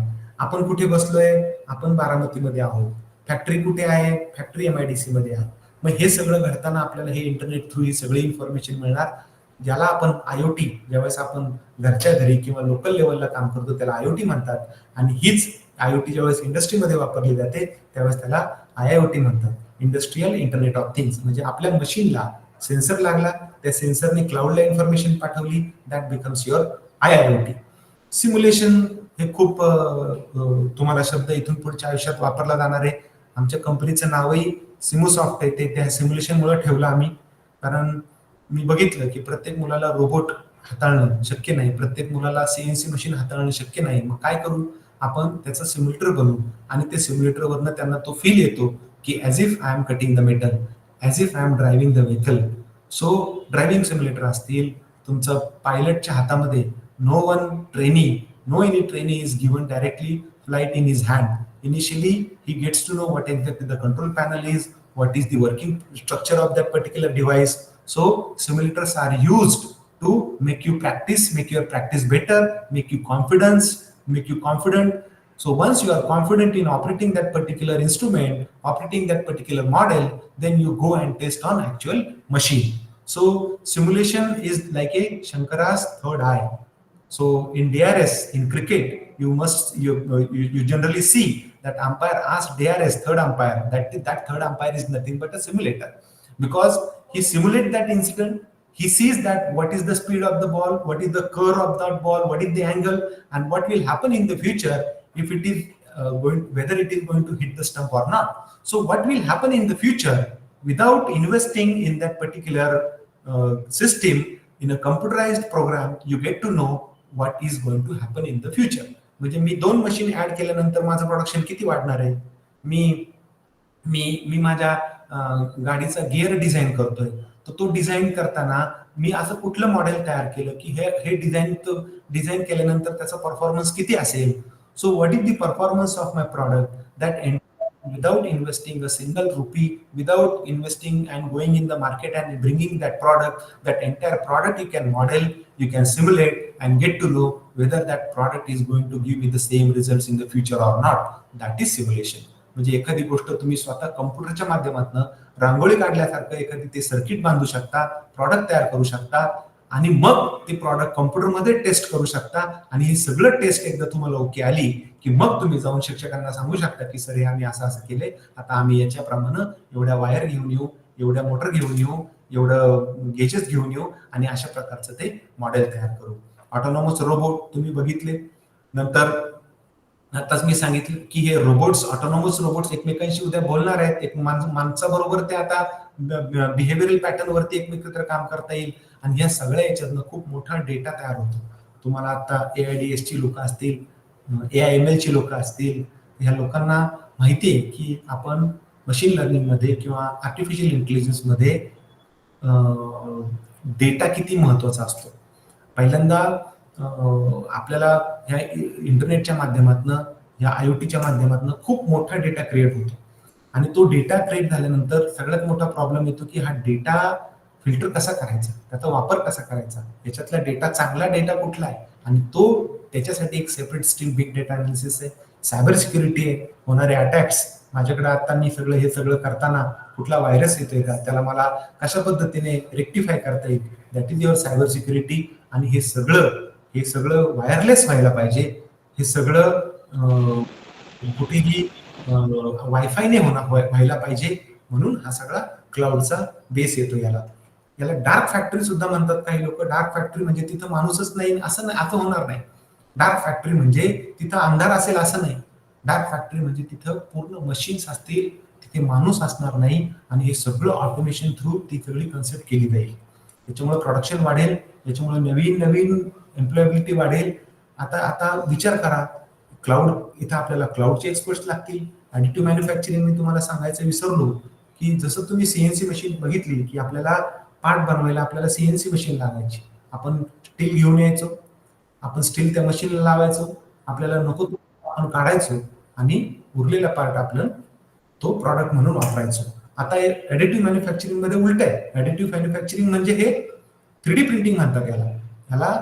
आपल्याला जसं आपण एखादा पुतळा बनवतो किंवा एखादा साचा बनवतो, त्या प्रमाणात जेवढा पाहिजे तेवढंच घ्यायचं आणि ते मेटल कट करण्याच्या ऐवजी मेटल वितळवलं जातं, त्याला मेल्ट केलं जातं आणि जसा शेप पाहिजे तशा शेपचा प्रॉडक्ट तयार केला जातो. त्याला 3D प्रिंटिंग म्हणतात. त्याला एक फिलामेंट येते, त्या फिलामेंटला याला टेम्परेचरला वितळवलं जातं आणि जसं आपली पेनची शाई वापरून आपण नाव लिहितो त्याप्रमाणे तो प्लॉटर तो सगळा त्या वितळलेल्या मटेरियलचा वापर करून तो पेन जसा फिरतो तशा प्रकारे तो फिरून आपल्याला प्रॉडक्ट बनवतो. मग एखाद्याला गणपती बनवायचा असेल, पिवळ्या कलरचं त्यांनी फिलामेंट घ्यायचं, लाल कलरचा गणपती बनवायचा असेल तर त्यांनी लाल कलरचं फिलामेंट घ्यायचं, ते वितळवलं जातं आणि 3D प्रिंटिंगने तुम्हाला काही मटेरियल वाया न जाता एक सुंदर छान प्रॉडक्ट तयार केला जातो. 3D प्रिंटर सुद्धा आपल्या सेंटर ऑफ एक्सलन्स मध्ये आहे. Power of interdisciplinary involvement. आता मी म्हटलं याच्यामध्ये आपलं जे काही इंडस्ट्री 4.0चं सेंटर आहे त्याच्यामध्ये कॉम्प्युटर इंजिनिअरिंगची मुलं असतील, इलेक्ट्रिकलचे असतील, मेकॅनिकलचे असतील, ENTCचे असतील, इव्हन सिव्हिलचे सुद्धा असतील, तर त्यांनी सगळ्यांनी एकत्र येऊन ह्या आता आपल्याला आपण प्रत्येक जणाला आपण कॉम्प्युटरवाल्यांनी थोडं मेकॅनिकल शिकलं की तो ऑटोमेशन इंजिनियर होईल, इलेक्ट्रिकल वाल्यांनी थोडं मेकॅनिकल शिकलं, कॉम्प्युटर शिकलं की तो ऑटोमेशन इंजिनियर होईल. जिथं कमी तिथं आम्ही असं म्हणून जर तुम्ही सगळे एकत्र आलात तर एक आपण नुसते इंजिनियर होणार नाही तर आपल्याला अपेक्षित असलेलं ऑटोमेशन इंजिनिअरिंगचं जग बनवण्यामध्ये आपण यशस्वी होऊ शकतो. Nobody should feel that he is a mechanical, electrical or a separate engineer. We all are automation engineer. We all are together. We are going to enter into laboratories of each other and under one roof of VPKBIT, we are going to transform our entire education level and see the great journey of togetherness. तुम्हाला मी हे सगळं सांगितलं information industry 4.0 मध्ये कशी वापरली जाणार आहे. Industry 4.0च्या career तुम्हाला कुठं मिळणार आहे. मग मी आता ह्या सगळ्या गोष्टी ज्या मी त्या व्हील मध्ये सांगितल्या त्या प्रत्येक गोष्टी जसं मी हे मागाशी सांगितलं इथं प्रत्येक ठिकाणी माणसं लागणार आहेत. ऍडिटिव्ह मॅन्युफॅक्चरिंगला माणसं लागणार आहेत. प्रत्येक सेक्टरमध्ये जिथं त्याचं जो कंपोनंट आहे त्या ठिकाणी माणसं लागणार आहेत. जसे पहिले इलेक्ट्रिशियन लागायचे, घरामध्ये इलेक्ट्रिशियन यायचा आणि तो तुमची बल्ब गेलाय तो बदलून द्यायचा, ट्यूब बदलून द्यायचा. आता इथून पुढचं घर आपलं स्मार्ट होणार आहे.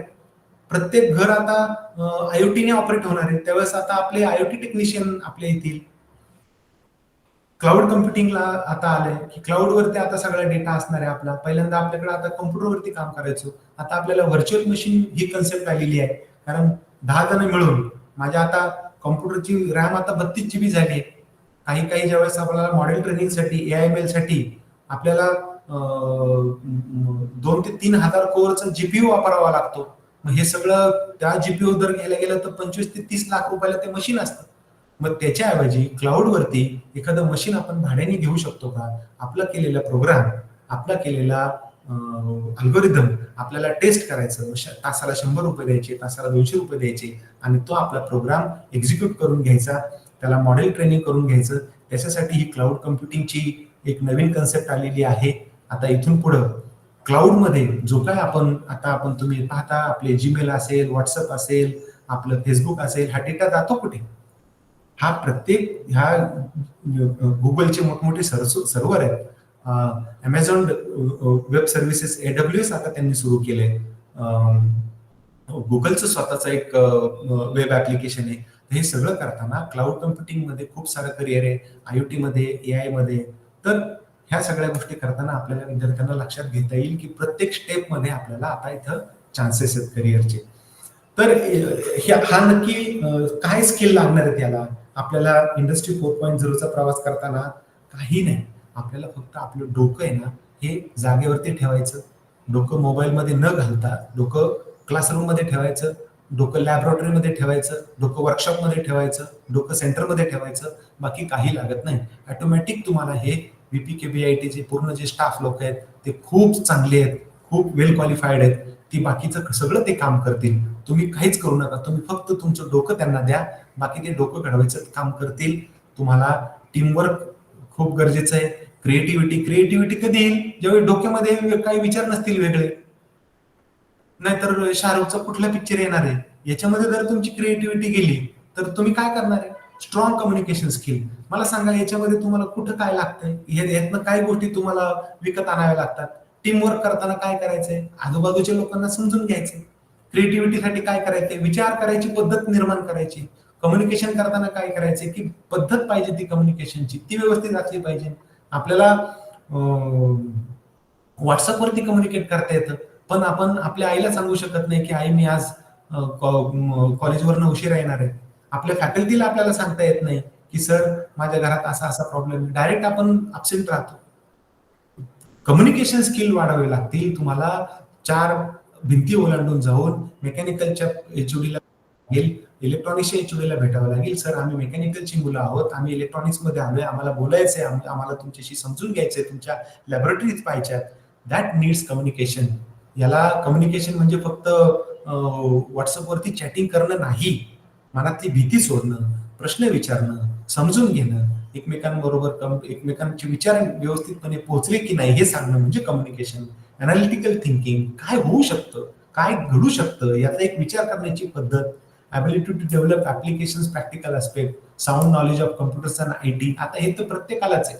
तुम्ही घेतलंय, ज्या लोकांनी कम्प्युटर इंजिनिअरिंगला ऍडमिशन घेतलं त्यांनी फक्त कॉम्प्युटर नाही बघायचे, उलट ज्या लोकांनी डोमेनला ऍडमिशन घेतले, मेकॅनिकलला, इलेक्ट्रिकलला, ENTC ला, त्यांना डबल धमाका आहे त्यांच्यासाठी, कारण त्यांना कॉम्प्युटर इंजिनिअरिंग पण शिकायचंय आणि त्यांना त्यांचं डोमेन पण शिकता येणार आहे. त्याच्यामुळं त्यांच्यासाठी लॉटरी आहे. म्हणून तुम्ही फक्त मेकॅनिकल इंजिनिअरिंग आहात तर तुम्हाला डे फर्स्ट पासून समजावं लागेल की अरे मी पायथॉन मध्ये काय करू शकतो. त्याच्यामुळे काय व्हेरी फायदा होईल की तुम्हाला तुमचं इंजिन स्मार्ट कसं करता येईल, तुम्हाला तुम्ही बनवलेले तुमचे जे काही दरवाजे, तुमचे व्हील्स आहेत त्याला IT ची जोड कशी देता येईल हे मेकॅनिकल इंजिनिअरिंगला जास्त चांगल्या पद्धतीने कळेल, जवळ तो IT चे ऍप्लिकेशन समजून घेईल.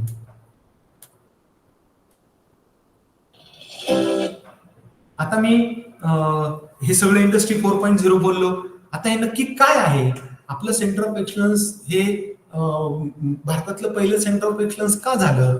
आपण IITच्या लेवलचं इन्फ्रास्ट्रक्चर बिल्ड करण्यामध्ये यशस्वी का झालो? तर हा एक सुंदर नजारा आपल्या VPKBITचा बघा आणि त्याच्यानंतर आतमध्ये 3 मिनिटाची जी क्लिप आहे त्यात तुम्हाला तुमच्या बऱ्याच प्रश्नांची उत्तर मिळतील की आता आपलं आयुष्य, आपण इंजिनिअरिंग मध्ये आपलं आयुष्य ह्या मशीन्सला, ह्या टेक्नॉलॉजीला, ह्या IT ला का द्यायचं.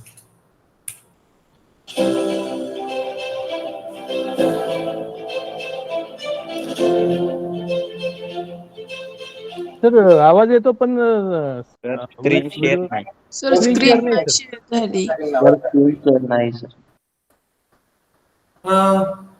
आवाज येतोय पण स्क्रीन दिसत नाही. हा yes sir, yes sir. Yes sir. Mandar, hello sir. हा हॅलो मंदार. सर, त्यांना ते पिन करायला सांगा स्क्रीन, जे प्रेझेंटर म्हणून लिहिलं असेल त्यात तुमची स्क्रीन पिन करायला सांगा त्यांना, प्रेझेंट केलेली. तूच सांग ना. मंदार, हॅलो. हा सर. हा काय करायचं? काय नाही सर, ते नंबर ऑफ पीपल जॉईन झालेले दिसतात ना. हो दिसतं. हा, त्यात ते तो reference त्यांचे search करू 2 का? अकाउंट असतील, एक प्रेझेंटर असेल आणि एक नॉर्मल असेल. तर ते प्रेझेंटर जे अकाउंट आहे ना त्याच्यावरती 3 डॉट्स वर क्लिक करून पिन करायचं. एक मिनिट. इथं ऍड पीपल माझ्या याच्यात का? नाही सर, सगळ्यांना करायला सांगा, ज्यांना दिसत नाही ना त्यांनी सगळ्यांना. म्हणजे आता म्हणजे विद्यार्थ्यांनी करायचं का? हा. हं? हो. केलेले आहे. नाही राहुल, तू पण आहे का तिथे? नाही सर, तो सर बॅच पिन केल्यावरती पण नाही दिसत. पण मी काय म्हणतो मंदार, आपण डायरेक्ट युट्यूब वरती दाखवायची का? चालेल सर. दाखवतो तू आहे तिथे? हो आहे. मग मी काय करू, मोबाईल चालू करून दाखवू का डायरेक्टली? हो चालेल ना, मोबाईलवर पण चालेल, काय अडचण. म्हणजे मोबाईलवर मीटिंग जॉईन करतो आणि कॅमेरा चालू करतो लाईव्ह इथलंच. म्हणजे ती लॅबच दाखवतो का? ठीक आहे, चालेल, बेस्ट. सर स्क्रीन शो होतीये. स्क्रीन दिसते का तुम्हाला? दिसते. हो सर, दिसते. नाही सर, हो, sir. नाही दिसत. सर ते नो सर नाही sir, दिसत नाही नाही screen. सर. नाही There are दिसत two आहे sir. names. We have to pin the second नाही name. दिसू राहिले sir. We are witnessing a phenomenal growth in manufacturing sector in our country. Sir, audio available आहे फक्त स्क्रीन नाही share होते. In this sector, Vidya Pratishthan Baramati has established sir screen Center of नाही दिसते Excellence आवाज in येतो. in robotic automation. This Center of Excellence has been established in line with the vision of Honorable. तुम्ही screen share करा sir. नाही मी screen share केली आहे पण ठीक आहे मी हे करतो युट्यूब वरनं चालू करतो. सर तुमच्या पण पिन करा सर स्क्रीन ती सगळ्यांना दिसेल.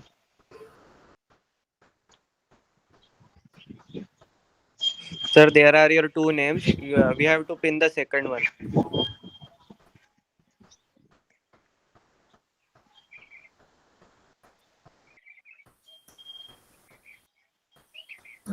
ते राईट्स तर दिसलेच राहणार असतील ना. नाही सर No, sir, माझ्याकडे you आहे can also pin that. Pin. हा मी इथं गेल्यानंतर meeting host Mandar. Hello Sunil sir. हा सर एक काम करा, स्क्रीन शेअरिंग बंद करा आणि परत चालू करा. बरं ठीक आहे. Stop sharing.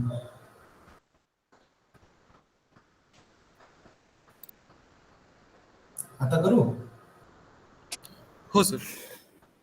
आता स्क्रीन करू का विंडो करू एंटायर स्क्रीन. एंटायर स्क्रीन करून.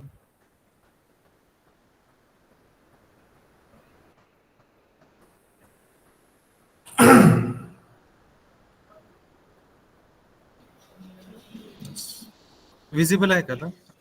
Yes sir. हा सर दिसत आहे. हो सर.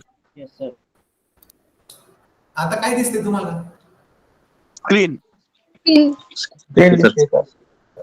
PPT वर शेअर करा सर फुल स्क्रीन. हो सर. हा पीपीटी दिसते सर तुमची ते. हो चालू करतो. Yes sir done. दिसतंय? Yes yes yes.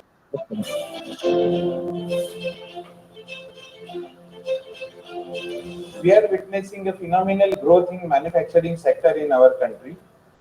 To cater to the ever increasing needs in this sector, Vidya Pratishthan Baramati has established a Center of Excellence in Digital Manufacturing and Robotic Automation.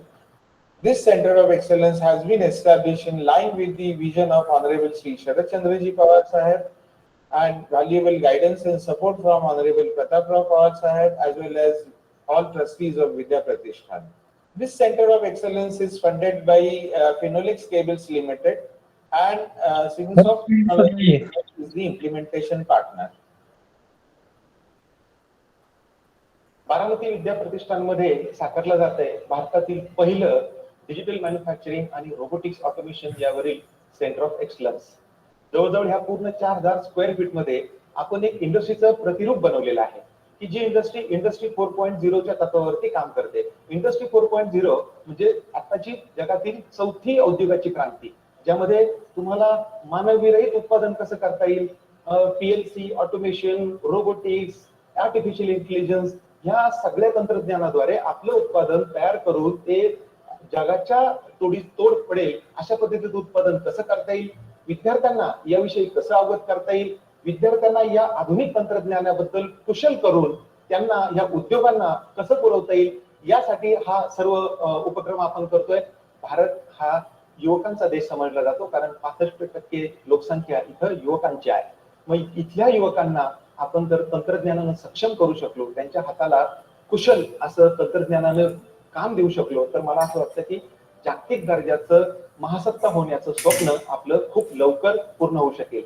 या विद्यार्थ्यांना जर हे आधुनिक तंत्रज्ञान आपण दिलं तर त्या जागतिक स्पर्धेमध्ये इथली मुलं ग्रामीण भागातील जी मुलं आहेत, मुली आहेत त्यांना सुद्धा तितक्याच दर्जेदार शिक्षण कौशल्य या सेंटर मधनं आपण देऊ शकतो.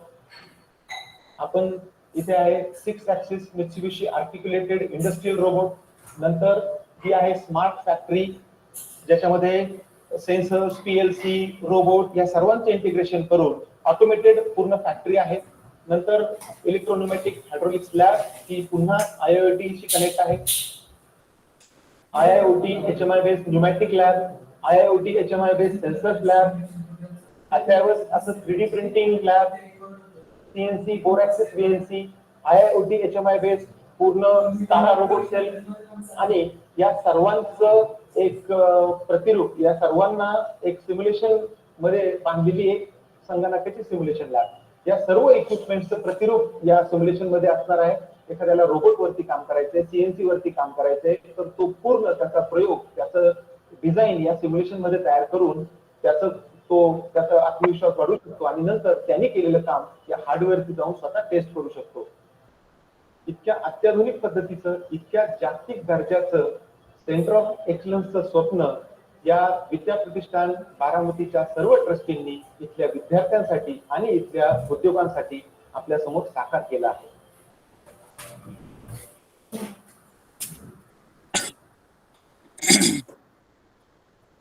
So this is what we discussed is not only theoretical, it is hardcore present in our very VPKBIT. So I am very fortunate to be a part of this wonderful team, and because of this group efforts, 14 months we were working on this center to get in reality, and because of which we have seen this world-class facility. Not even IIT also, we can say this is available in our VPKBIT college. So these are the partners in our centers. Hello sir, आवाज येतो? Yes, sir. Yes. Yeah. So these are the partnering technologies which we have used in our centers. This is hydraulics and pneumatic. तुमचं पूर्ण P = force upon area ह्या तत्वावरती जे काही काम चालतं, तुम्ही क्रेन्स असाल, लिफ्ट असाल, मोठमोठ्या गोष्टी ज्या हायड्रोलिक सिस्टीम किंवा न्यूमॅटिक सिस्टीम रोबोट्सला जे ऑपरेट करतं त्याला पॉवर लागते, ती पॉवर देण्याचं काम हायड्रोलिक्स अँड न्यूमॅटिक सिस्टीम करते. त्याचं सिम्युलेशन टेक्नॉलॉजी आपल्याकडे आहे.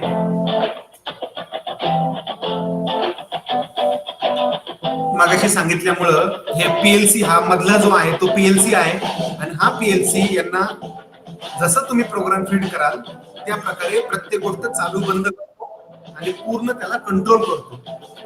दिस इज कॉल्ड तुमचं जे एक्सकेवेटर आहे, तो एक्सकेवेटर जो माणूस तिथे बसलेला असतो ड्रायव्हर, तो हे सगळे वॉल्स ऑपरेट करतो आणि ते वॉल्स ऑपरेट केल्यानंतर ते हेवी मशिनरीचं काम या हायड्रोलिक सिस्टीम थ्रू केलं जातं. याचा ऍप्लिकेशन आपल्या बुलडोझर कन्स्ट्रक्शन इंडस्ट्रीमध्ये खूप मोठ्या प्रमाणात आहे आणि म्हणून हे तुम्हाला माहित असणं खूप गरजेचं आहे. दुसरं आहे ही इलेक्ट्रिकल टेक्नॉलॉजी. याच्यामध्ये तुम्ही पूर्ण तुमची मोटर असेल, तुमचं किर्चॉफ्स लॉ तुम्ही समजणार आहे, ओम्स लॉ तुम्ही समजणार आहे. तर हे सगळं मशीन किंवा हे मोटर, त्याचं प्रिन्सिपल कसं असतं, कसं चालतं, ते CRO वरती बघायचं. तर ते कसं बघायचं, करंट आपल्याला जर आपण टच केला तर 10 व्होल्ट आपलं 340 व्होल्ट झटका बसेल, तर तो झटका न बसता आपण हे सगळ्या इलेक्ट्रिकल वायरिंग बरोबर खेळू शकतो. आपल्याला हवी ती मोटर घेऊ शकतो आणि त्याचा परफॉर्मन्स टेस्ट करू शकतो. दिस इज इलेक्ट्रिकल सिम्युलेशन. हे एखाद्या रोबोटचं नक्की ऍप्लिकेशन कशा प्रकारे चालतं, कुठला रोबोट लागणार आहे, मला विमान वॉश करायचंय तर मग त्याचा ग्रिपर कुठला असा पाहिजे, कुठली वायर आपल्याला वॉटर गन द्यायची आहे, कुठल्या प्रकारचा तो रोबोट आपण त्याच्यावरती काम करणार आहे, तर त्याला कन्व्हेयर असावा लागणार आहे का, त्याची ट्रॉली कुठली असणार आहे आणि तो किती वेळात ते काम करेल, त्याच्यामुळे मला किती पैसा वाचेल, किती लोक त्याच्यामुळे आपली दुसऱ्या कामाला आपण लावू शकतो. तर हे पूर्ण रोबोट विकत न घेता या सगळ्या रोबोटचं डिझाईन करून त्याचं ऍप्लिकेशन बिल्ड करू शकतो आणि अशा पद्धतीनं त्याचं सिम्युलेशन केल्यामुळे आपल्याला कळतं की रोबोटला आपण कशा पद्धतीने वापरू शकतो.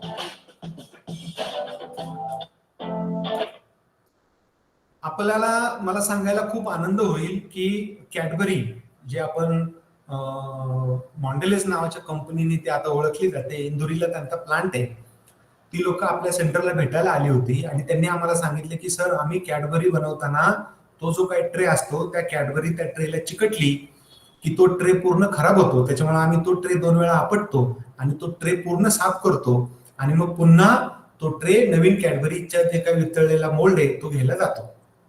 याच्यासाठी म्हणे आम्हाला एक माणूस ठेवून तो 2 वेळा तो ट्रे आपटावा लागतो.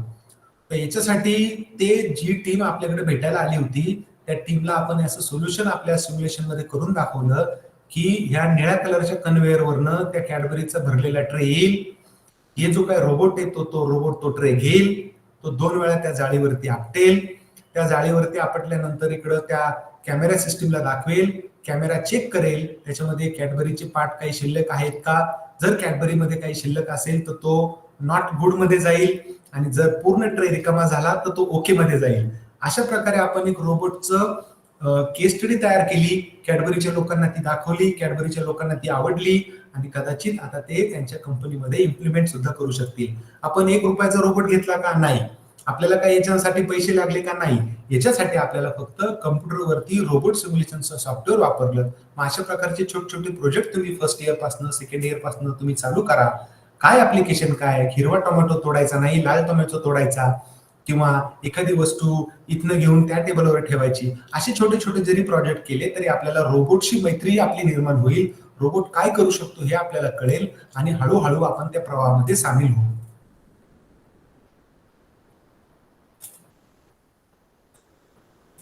आता तुम्हाला दिसेल रोबोट हा तो ट्रे घेईल. त्यांनी रोबोटने तो ट्रे घेतलाय, तो आता त्या जाळीवरती 2 वेळा आपटेल आणि तो तर कॅमेऱ्याला दाखवेल. कॅमेऱ्याने चेक केलं, कॅमेऱ्याने बघितलं की त्याच्यामध्ये बरोबर आहे, तो हिरव्या कलरच्या कन्व्हेअरवरती गेला आणि तो पुन्हा त्या याच्यावरती काम करायला मोकळा झाला. हे 24 तास 7 दिवस 365 दिवस ज्या अवघड ठिकाणी जो माणूस उभा राहायचा त्या माणसाला आता ऍक्सिडेंट होणार नाही आणि अशा पद्धतीने या सगळ्या गोष्टी चालू राहतील. तर एक छोटं असं ऍप्लिकेशन आहे की जे आपल्याकडे आपल्याला तुम्हाला इंजिनिअरिंगच्या करामती तुम्हाला दाखवतोय. त्यातनं तुम्हाला आवड निर्माण होईल आणि ही आवड ज्यावेळेस आपली पॅशन होईल त्यावेळेस आपल्याला कुणीही कुठल्याही पगाराचा जॉब देऊ शकतो. ही व्हर्च्युअल फॅक्टरी आहे. या व्हर्च्युअल फॅक्टरीमध्ये मी सांगितलं की आपल्याला इथून पुढे एखादी वर्कशॉप असेल त्या वर्कशॉपमध्ये काम कसं चालतं त्याच्यासाठी वर्कशॉपमध्ये आपल्याला जर डिझाईन करायचं तर ते डिझाईन कसं करू शकतो. मग आता इथे 4 मशीन आहेत, इथे किती लेबर लागणार आहे, मग ते लेबर लागल्यानंतर पुढच्या मशीनला ते कसे देतात. म्हणजे येणारी जी काय फॅक्टरी आहे ही डिजिटल फॅक्टरी कशी आहे. आणि मग हे सगळं केल्यानंतर तो जो काय प्रॉडक्ट ओनर आहे तो समजतो की अरे मला इथं 8 मशीन आहेत, मी 10 मशीन टाकले तर अजून माझं प्रोडक्शन वाढेल का. दसऱ्याला दिवाळीला मला प्रोडक्शन वाढतं त्यावेळेस मला किती मशीन ऍड करावे लागतील. याचं उत्तर हे तुम्हाला डिजिटल फॅक्टरी नावाचं सोल्युशन देऊ शकेल. हे आहे मी मगाशी तुम्हाला सांगितलं की सीएनसी आणि व्हीएमसी मशीन आपल्या प्रोडक्शनचा कणा आहे. तर ते प्रोडक्शन करायला मग सीएनसी मशीन लागतं 20 लाखाला 40 लाखाला. एवढे सीएनसी मशीन वरती आता आपल्याकडे 335 स्टुडंट्स. या 335 स्टुडंट्सला सीएनसी मशीन दिले तर आपल्याला अब्ज कोट्यवधी रुपये लागतील. मग त्याच्याऐवजी आपल्याला सिम्युलेटर वरती काम करता येईल का की बाबा कुठला पार्ट घ्यायचा, इथं प्रोग्राम कुठला करायचा. आता मी तो पार्ट पण घेतला, त्याला लोड केलं, त्याला मी इन्स्टॉल केलं, त्याला मी प्रोग्राम लावला आणि त्या प्रोग्रामनुसार माझा पार्ट तयार करायची सुरुवात झाली. मग तुम्हाला गाडीचा ऍक्सेल बनवायचा आहे, सायलेन्सर बनवायचा आहे, तुम्हाला आपल्या टायरची रिम बनवायची, हे सगळं तुम्हाला विदाउट मशीन हे सगळं सिम्युलेशन वरती काम करणं शक्य आहे. उजवीकडे तुमचा प्रोग्राम आहे, डावीकडे तुमचं मेटल कटिंग आहे. अशा पद्धतीनं करोडो रुपयाच्या मशीन न वापरता आपण सिम्युलेशनद्वारे या मशीन बरोबर मैत्री करू शकतो. न घाबरता आपलं प्रॅक्टिकल तयार करू शकतो आणि अशा पद्धतीने प्रॉडक्ट तयार करायचा अनुभव आपण घेऊ शकतो.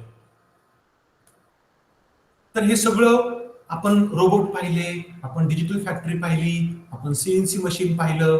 असं करत करत आपण प्रत्येक क्षेत्राला आपण गवसणी घालणार आहोत आणि या माध्यमातून ह्या सगळ्या गोष्टींना ते सेन्सर्सनी इंटरनेटनी बांधून आपण एक इंडस्ट्री 4.0 नाही तर आता इंडस्ट्री 5.0 कडे यशस्वीपणे वाटचाल करू.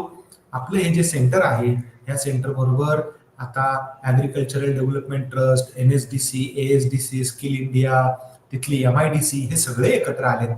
मी जवळजवळ प्राचार्य सर असतील, बिचकर सर असतील, राजवीर सर असतील, भोसले सर असतील, रुपनवार सर असतील, लांडे मॅडम आहेत, छाजेड सर आहेत, छाजेड मॅडम आहेत, तुमचे कुलकर्णी सर आहेत, हे सगळ्या लोकांच्या प्रयत्नांनी आम्ही दिल्लीला 4 ते 5 वेळा जाऊन आलो. त्या स्किल इंडियाची आपल्या सेंटरला मान्यता आणली आणि जे तुम्ही इंजिनिअरिंग कराल त्याच्याबरोबर आपल्या इथं हे जे काही सर्टिफिकेट कोर्सेस होतील किंवा जे काय तुम्ही न्यू एज्युकेशन पॉलिसीच्या दृष्टीने जे काही प्रॅक्टिकल्स कराल त्याला स्किल इंडियाचं सुद्धा आपल्याला सर्टिफिकेट देता येऊ शकेल. अशा प्रकारचं एक सशक्त, एक सुंदर, एक इंजिनिअरिंगचं वातावरण निर्माण करण्यामध्ये या KBIT ला खूप मोठं यश आलंय. आता फक्त वाट पाहतोय की तुम्ही त्यातलं किती घेता, तुम्ही त्याचं रूपांतर तुमच्या यशामध्ये कसं करता. तुम्हाला 2 पैशाचा चांगला पगाराची नोकरी मिळाली, तुम्ही रोबोटिक्स इंजिनियर झाले, तुम्ही AI इंजिनियर झाले, तुम्ही PLC चे मोठे तज्ज्ञ झालात, तर तुम्ही फक्त तुमच्या कुटुंबालाच नाही तर त्याच्या देशाला सुद्धा खूप मोठा फायदा आहे. आणि देश नसेल तर आपल्या वैयक्तिक आयडेंटिटीला काहीच उपयोग नाही. तुमची लाखाची, करोडची जरी बिल्डिंग असेल, तुमची कोट्यवधी रुपयाची जर गाडी असेल, पण तुमचा देशच तुमच्या बरोबर नसेल तर तुम्ही पुन्हा पारतंत्र्यात जाऊ शकता. म्हणून पहिल्यांदा राष्ट्र, पहिल्यांदा स्किल, हे सगळं जर निर्माण करू शकलो तर एक सुंदर जीवन जगण्यामध्ये आपल्या सगळ्यांनी या वसुधैव कुटुंबकम, हे विश्वची माझे घर, असं समजून जर एकमेकांबरोबर काम केलं तर एक सुंदर राष्ट्र नव्हे, एक सुंदर जग करण्यामध्ये सुद्धा इंजिनिअरचा खूप मोठा वाटा असू शकतो. त्याच्यासाठी आमच्या सगळं VP KBIT ची टीम असेल, माझी सिमोसॉफ्टची टीम असेल, राहुल आहे तिथे, मंदार आहे तिथे, चैतन्य आहे, हे 3-4 तिथे तात्या सर आहेत, हे 3-4 इंजिनियर दिवस रात्र तिथं असतात आणि ते काम करतात. प्रत्येक प्रश्नांना तुम्हाला उत्तर देतात. आजही आता तिथं ट्रेनिंग सुरू आहे. त्याच्यामुळे ह्या सेंटर ऑफ एक्सलन्सचा, या इंडस्ट्री 4.0चा आणि या संपूर्ण VP KBITच्या इन्फ्रास्ट्रक्चरचा तुम्ही तहान लागलेल्या, जसा तो प्यासा असतो किंवा एक भुकेला असतो, तशा प्रकारे जर तुम्ही हंग्री ॲटिट्यूड ठेवून जर 4 वर्ष फक्त ह्या VP KBITला जर दिली तर हे VP KBIT तुमचं आयुष्य घडवल्याशिवाय राहणार नाही. तुम्हा सर्वांना पुन्हा एकदा खूप खूप शुभेच्छा देतो. डिसले सर असतील, आमचे सर असतील, ही पूर्ण फर्स्ट इयर इंजिनिअरिंगची टीम असेल, त्यांनी मला इंटरॅक्शन करण्यासाठी खूप मोठी संधी दिली. इतक्या मोठ्या कॉलेज बरोबर असोसिएट व्हायचा मला मान मिळाला. त्याबद्दल मी या सगळ्या टीमचं, प्राचार्यांचं, इथल्या ट्रस्टींचं, सगळ्यांचं मी आभार व्यक्त करतो आणि तुम्हाला पुन्हा एकदा शुभेच्छा देतो. धन्यवाद. खूप खूप धन्यवाद सर. मला तुमचे आभार मानण्यासाठी, शब्दाची जुळवाजुळव करण्यासाठी प्रचंड त्रास होणार आहे. पण त्याच्या आधी पण काही विद्यार्थ्यांच्या काही शंका असतील. माझ्या मते एक हर्षल गव्हाणे नावाचा विद्यार्थी आहे, त्याने विचारलं सायबर सिक्युरिटीवर काय स्कोप आहे सध्या, याबद्दल प्रश्न विचारला. हो, छान छान छान. आता बघा, सायबर सिक्युरिटी ही खूप मोठी वाईड ब्रांच आहे IT ची आणि त्याच्यामध्ये हे खूप नवीन नवीन थ्रेट्स येतात. म्हणजे रॅन्समवेअर तुम्ही ऐकलं असाल तर ते पूर्ण तो प्रत्येक 00 मध्ये सिस्टीम आली होती, किंवा आपल्या कॉम्प्युटरमध्ये एखादा व्हायरस येतो, मग त्याला आपल्याला अँटीव्हायरस लावावा लागतो. तर हे डिटेक्ट करण्याचं काम सायबर एक्सपर्ट करतात. आता ज्यावेळेस आपण इंटरनेटशी जोडलं जातो त्यावेळेस आपण अख्ख्या जगाशी जोडलं जातो. मग इंटरनेटवरती चांगली कामं करणारे लोक आहेत आणि वाईटही काम करणारे लोक आहेत. आता आम्ही एक आर्टिफिशियल इंटेलिजन्सचं मॉडेल तयार करत होतो. त्या मॉडेलमध्ये आम्हाला सर्व्हरचा ऍक्सेस पाहिजे होता आणि त्या सर्व्हरचा ऍक्सेस आम्हाला दिला तर आहे, पण ज्यावेळेस आम्ही मॉडेल ट्रेनिंगला लावलं त्यावेळेस असं कळालं की आम्हाला CPU मध्ये त्याची युटिलिटी बघितली तर CPU कुणीतरी भलताच माणूस वापरत होतो. म्हणजे मी त्याच्यावरती ऍक्सेस देतोय परंतु माझं काम न होता तो दुसऱ्याच काम करतोय. आणि मग लक्षात आलं की अरे याच्यामध्ये व्हायरस आहे आणि हा काय करतोय, त्या सगळ्या CPUचं जे काम स्वतःच करून घेतोय. म्हणजे कुणीतरी इंटरनेटच्या थ्रू ते मॉडेल ट्रेनिंग करून घेत होतं. त्या म्हणजे तो न पैसे देता तो व्हायरस किंवा तो जो व्हायरस आहे तो सगळं काम त्या सिस्टीमकडनं करून घेत होता. हे ओळखण्याची ताकद ह्या सायबर एक्सपर्टमध्ये असते आणि ते डिटेक्ट करतात. हे मोठमोठे थ्रेट्स आहेत, आपल्याकडे होणारे जे सायबरचे हल्ले आहेत हे सुद्धा ओळखता येतील. मग ते फायनान्समध्ये असतील, ते तुमच्या अशा टेक्नॉलॉजीमध्ये असतील, नेटवर्किंगमध्ये असतील, आपल्या हॅकिंग सिस्टीममध्ये असतील. त्याच्यासाठी सायबर सिक्युरिटीला खूप मोठा स्कोप आहे. Yes sir, thank you very much. Yes. Sir थोडे प्रश्न घ्यायचे का? हो, घेऊ ना, घेऊ. The forum now is open for question and answer session.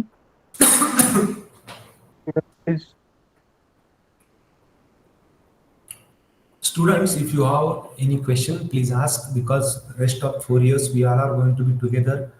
काय डोक्यात प्रश्न असेल की बाबा तर मला असं करायचं होतं पण असं नाही झालं, मला असं करता येईल का, माझं ही ब्रांच आहे, मला काय त्या पद्धतीने मला काय लक्ष द्यावं लागेल. सो हे जे मी आता तुमच्याशी बोललो ह्याच्या रिलेटेड जर कॉमन काही गोष्टी असतील तर ते आपल्याला ऍड्रेस करता येतील. जे इंग्लिश मध्ये लोक कॅम्प्युटर आणि आयटी इंजिनिअरिंग डिफरन्स कसे आहे? हा बोला सर, कॅम्प्युटर इंजिनिअरिंग आणि आयटी इंजिनिअरिंग डिफरंट काय आहे त्यांचे? नाही, काय फारसा काय डिफरन्स नाही. म्हणजे आयटी मध्ये तुम्हाला थोडं नेटवर्किंगचं पण नॉलेज घ्यावं लागतं आणि कॉम्प्युटरमध्ये कोर कोडिंग वगैरे ह्या सगळ्या गोष्टी आहेत.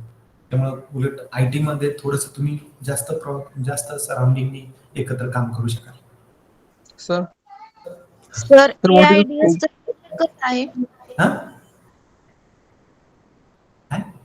AIDS फ्युचर काय? फ्युचर प्रत्येक ब्रांचला आहे. तुम्ही काम केलं तर आता माझ्याकडे AIDS ची कितीतरी पोरं येतात काम मागायला आणि त्यांना बेसिक डेटा सायन्सच्या क्वालिटी कळत नाही, त्यांना अल्गोरिदम माहित नाही. आपल्याकडे खूप मोठा गैरसमज आहे. स्कोप ब्रांचला नसतो, स्कोप स्वतःला असतो. तुम्हाला मी सगळ्या ब्रांचला एकदम टॉप ब्रांचला ऍडमिशन दिलं, काम करणार कोण त्याच्यात? आता मी बघतो फुल स्टॅक डेव्हलपर आहे, म्हणजे साध्या गोष्टी, साधं वेबसाईट डेव्हलप करत येत नाहीत इंजिनियरला, आयटी इंजिनियरला किंवा याला. मग ह्या लोकांना कसं आपण म्हणणार की यांची ब्रांच खूप चांगली आहे? ब्रांच प्रत्येक छान, मेकॅनिकल इंजिनियर खूप सुंदर ब्रांच, म्हणजे वाफेचा इंजिनचा शोध स्कॉटिश मेकॅनिकल इंजिनिअरिंग लावला. असं ब्रांच स्पेसिफिक काही नसतं बाळांनो. तुम्हाला घडवायचं तुमचं करिअर, तुम्हाला करायचंय जे काय करायचं ते, तुम्हाला जे मिळालंय ना त्याला सोनं बनवायचंय. प्रत्येकाच्या मध्ये स्कोप. आर्टिफिशियल इंटेलिजन्स अख्खं जग पडलंय ना AI ने काम करायला. आता तुम्ही आणि आजूबाजूला तुम्ही जिथं तुम्ही पाहू शकता ते प्रॉब्लेम्स कॉम्प्युटर थ्रू किंवा प्रोग्रामिंग थ्रू सॉल्व्ह करणं. आता ओला आणि उबेरच्या अगोदर किती प्रॉब्लेम होता. ड्रायव्हरला फोन करायचा, मग तो ड्रायव्हर नाही उठला तर काय करायचं, त्याला मी इथं उभा आहे तो तिथं उभा आहे ते कळायचं नाही. तर ओला उबर लोकांनी रिक्षा मग त्यांची जॉब गेले का? नाही. आयटी सोल्युशनमुळं ह्या सगळ्या गोष्टी सुकर झाल्या. सायबर सिक्युरिटी आली, सायबर सिक्युरिटीमुळे किंवा आता तुमचे सीसीटीव्ही कॅमेरे आले, ह्या तुम्हाला आता पोलीस सगळ्या रेकॉर्ड पाहू शकतात तुम्ही त्यांच्या लोकांचा. तर हे सगळं करताना स्कोप प्रत्येक गोष्टीला आहे. मेकॅनिकल इंजिनिअरिंग मध्ये आता टेस्ला कार आहे, टेस्ला कार मध्ये mechanical engineer, electrical, electronics, civil सगळं एकत्र येऊन ते स्ट्रक्चर झालं ना. आता मी तो व्हील दाखवला, त्या व्हील मध्ये प्रत्येकाला जागा आहे. आता कुणी कुठं बसायचं हे आपण ठरवायचं. Hello.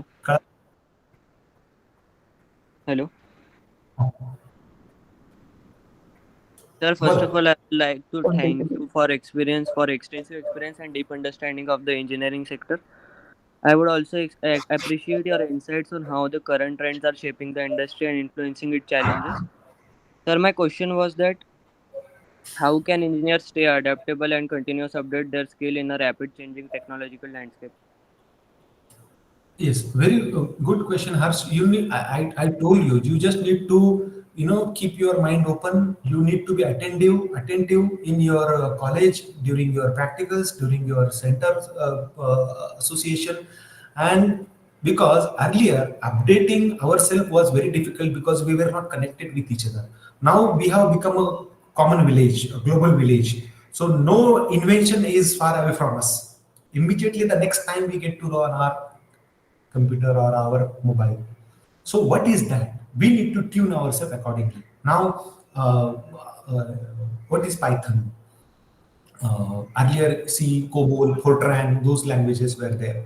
After that C++, Unix, Linux, and now this Python. Even for system integration, we do require Linux technologies. So, I mean, updation is not a problem. Tuning is important. We need to get tuned immediately. So it is by your mind. It is not something is going to tell you that Harsh, you please do this. Harsh is knowing because information, huge information is percolating from various resources. It is, we need to convert that information into knowledge, and knowledge into application, and application into wealth. Sir, what is the scope for VLSI technology? VLSI is the core branch of your ENTC. So semiconductor, even now Semicon is happening tomorrow, or today is the grand opening of that. So India is now entering into semiconductor devices, and VLSI is a great field, whereas buffering, chip level manufacturing is a great scope for that, and great future for in electronics industry. So companies like Intel, AMD, Nvidia. So you will not, you will believe edge computing is a new market, whereas a huge data, huge computerized program, you cannot store at your delivery level. So a mini computer having capability of more than big server are implemented. So that is the beauty of VLSI and embedded system. So that scope is very huge and small. We are becoming thinner and micro and nano level. So yes, scope is huge for that. So what is the roadmap for it? Yes.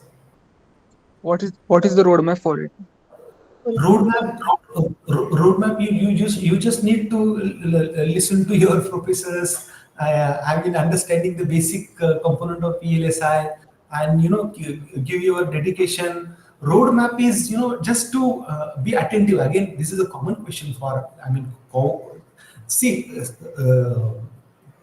roadmap of engineering success is you need to be attentive. You need to be a very good communicator. You need to be a very good listener, creativity thinker. There is nothing required other than that in engineering. You need to be very, very attentive and hungry for your information. And you have a great gift of mobile. Now it is a double-edged sword. It's how do you use it? So start in thinking what all are the related softwares are used for that. Now for that you need to start with PCB making softwares, then Mentor graphics, chip level making softwares, how that simulation happening, what exactly the level of silicon industry. So if you keep on understanding these terminologies on the day first, you will be able to see that what exactly this entire tree is going to be in the future. People do come, and I really wonder that in third year engineering, you people don't know what is IoT and what is VLSI and what is in IoT. It's a great sin. You are wasting time not of your faculties but your family member also. So roadmap for success in engineering is common. That is being taught from the day first of school level. Same apply here also. लवकर उठा, व्यायाम करा, चांगले जेवण करा, चांगले विचार करा, चांगला अभ्यास करा, आजूबाजूचं जग बघा आणि ते अप्लाय करा. कॉलेजमध्ये जा. 4 वर्ष फक्त तुम्ही द्या.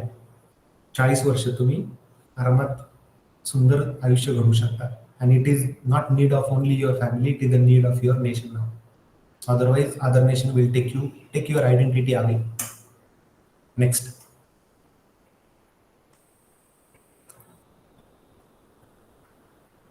Thank you very much sir. तुम्ही तुमच्या ह्या काही वाक्यांमध्ये जीवनाची त्रिसूत्रीच आम्हाला सांगून दिली. For vote of thanks now. Every faculty member of UPKBIT has witnessed your 14 months marathon dedication, perseverance towards the development of the center in digital manufacturing and robotic automation. And all above, when there was inaugural session of the in Gadima Sabhagruha, more than 2,000 people were present, and Honorable Sharad Chandraji Pawar Sahib was there, then Deepak Chhabria sir were there, and during that inaugural session you had given a speech of around 10 minutes. So तेव्हापासूनच मी तुमचा fan झालो होतो sir. तुम्ही नुसतं technology मध्येच नाही excellent, तर तुम्ही उत्कृष्ट वक्ते सुद्धा आहात. म्हणजे तत्ववेत्ते, साहित्यिक, सगळ्या गोष्टी, सगळ्या क्षेत्रामध्ये तुम्हाला अतिशय चांगली फ्लुएन्सी आहे. आणि तुम्ही आमच्या व्हीपीके बेडेशी, ऍक्च्युली तुम्ही व्हीपीके बेडेची फॅमिली मेंबर आहे, याचा आम्हाला सार्थ अभिमान वाटत आलेला आहे नेहमी. तुम्ही आजच्या कार्यक्रमामध्ये रिव्होल्युशन इन इंडस्ट्री, जे काय initially you spoke in vernacular language also, and then also with the combination of fluent English you have elaborated all the 4 versions of industry. You have covered simulation, VLSI, IoT, Industry 4.0, AI, data science, cyber security, drone technology. अशा कितीतरी गोष्टी तुम्ही आम्हाला समजून सांगितल्या. आणि आपल्या विद्यार्थ्यांना आता माझ्या मते आता कम्प्युटर IT AIDS ची खूप चलती आहे सर. त्याच्यामुळे ज्यांना चांगले मार्क आहे त्यांना ते मिळाले, आणि काही नाईलाजाने का असेना पण VPK BIT कॉलेज मिळतं म्हणून बाकीच्या ब्रँचेस म्हणजे जे ENTC, इलेक्ट्रिकल, मेकॅनिकल, सिव्हिलला त्यांनी ऍडमिशन घेतले आपल्या महाविद्यालयामध्ये. तर तुमचे जे काही महत्वाचे वाक्य होते, तुम्ही जर सर बोलला की त्यांना जास्त स्कोप आहे, म्हणजे त्यांचं कोर सुद्धा आहे आणि त्याच्या व्यतिरिक्त ते प्रोग्रामिंग मध्ये सुद्धा जाऊ शकता. आता ते नक्कीच सुखावले असतील जे काय, असं मला वाटतं. नाही, उलट त्यांना डबल धमाका आहे त्यांच्यासाठी. They have 2 branches in their life now. Yes. तुम्ही एकदम सुरुवातीलाच त्यांना एवढं इनकरेज केलं ना सर, की ते अजून जोमाने कामाला लागतील. आणि आपल्या इंडक्शन प्रोग्रामची सुरुवात अतिशय धमाक्यामध्ये झालेली आहे. त्याबद्दल मी VPK BIT तर्फे तुमची मनापासून कृतज्ञता व्यक्त करतो. त्यानंतर सर मला आतापर्यंत वाटत होतं update your self or you will be out of the system, असं तुम्ही परत एकदा म्हटले, ते मला पटलं. आणि त्याच्या व्यतिरिक्त माझा असा विचार असायचा की do what you like or like what you do. हे जर ह्या प्रिन्सिपलवर माझं चाललं होतं.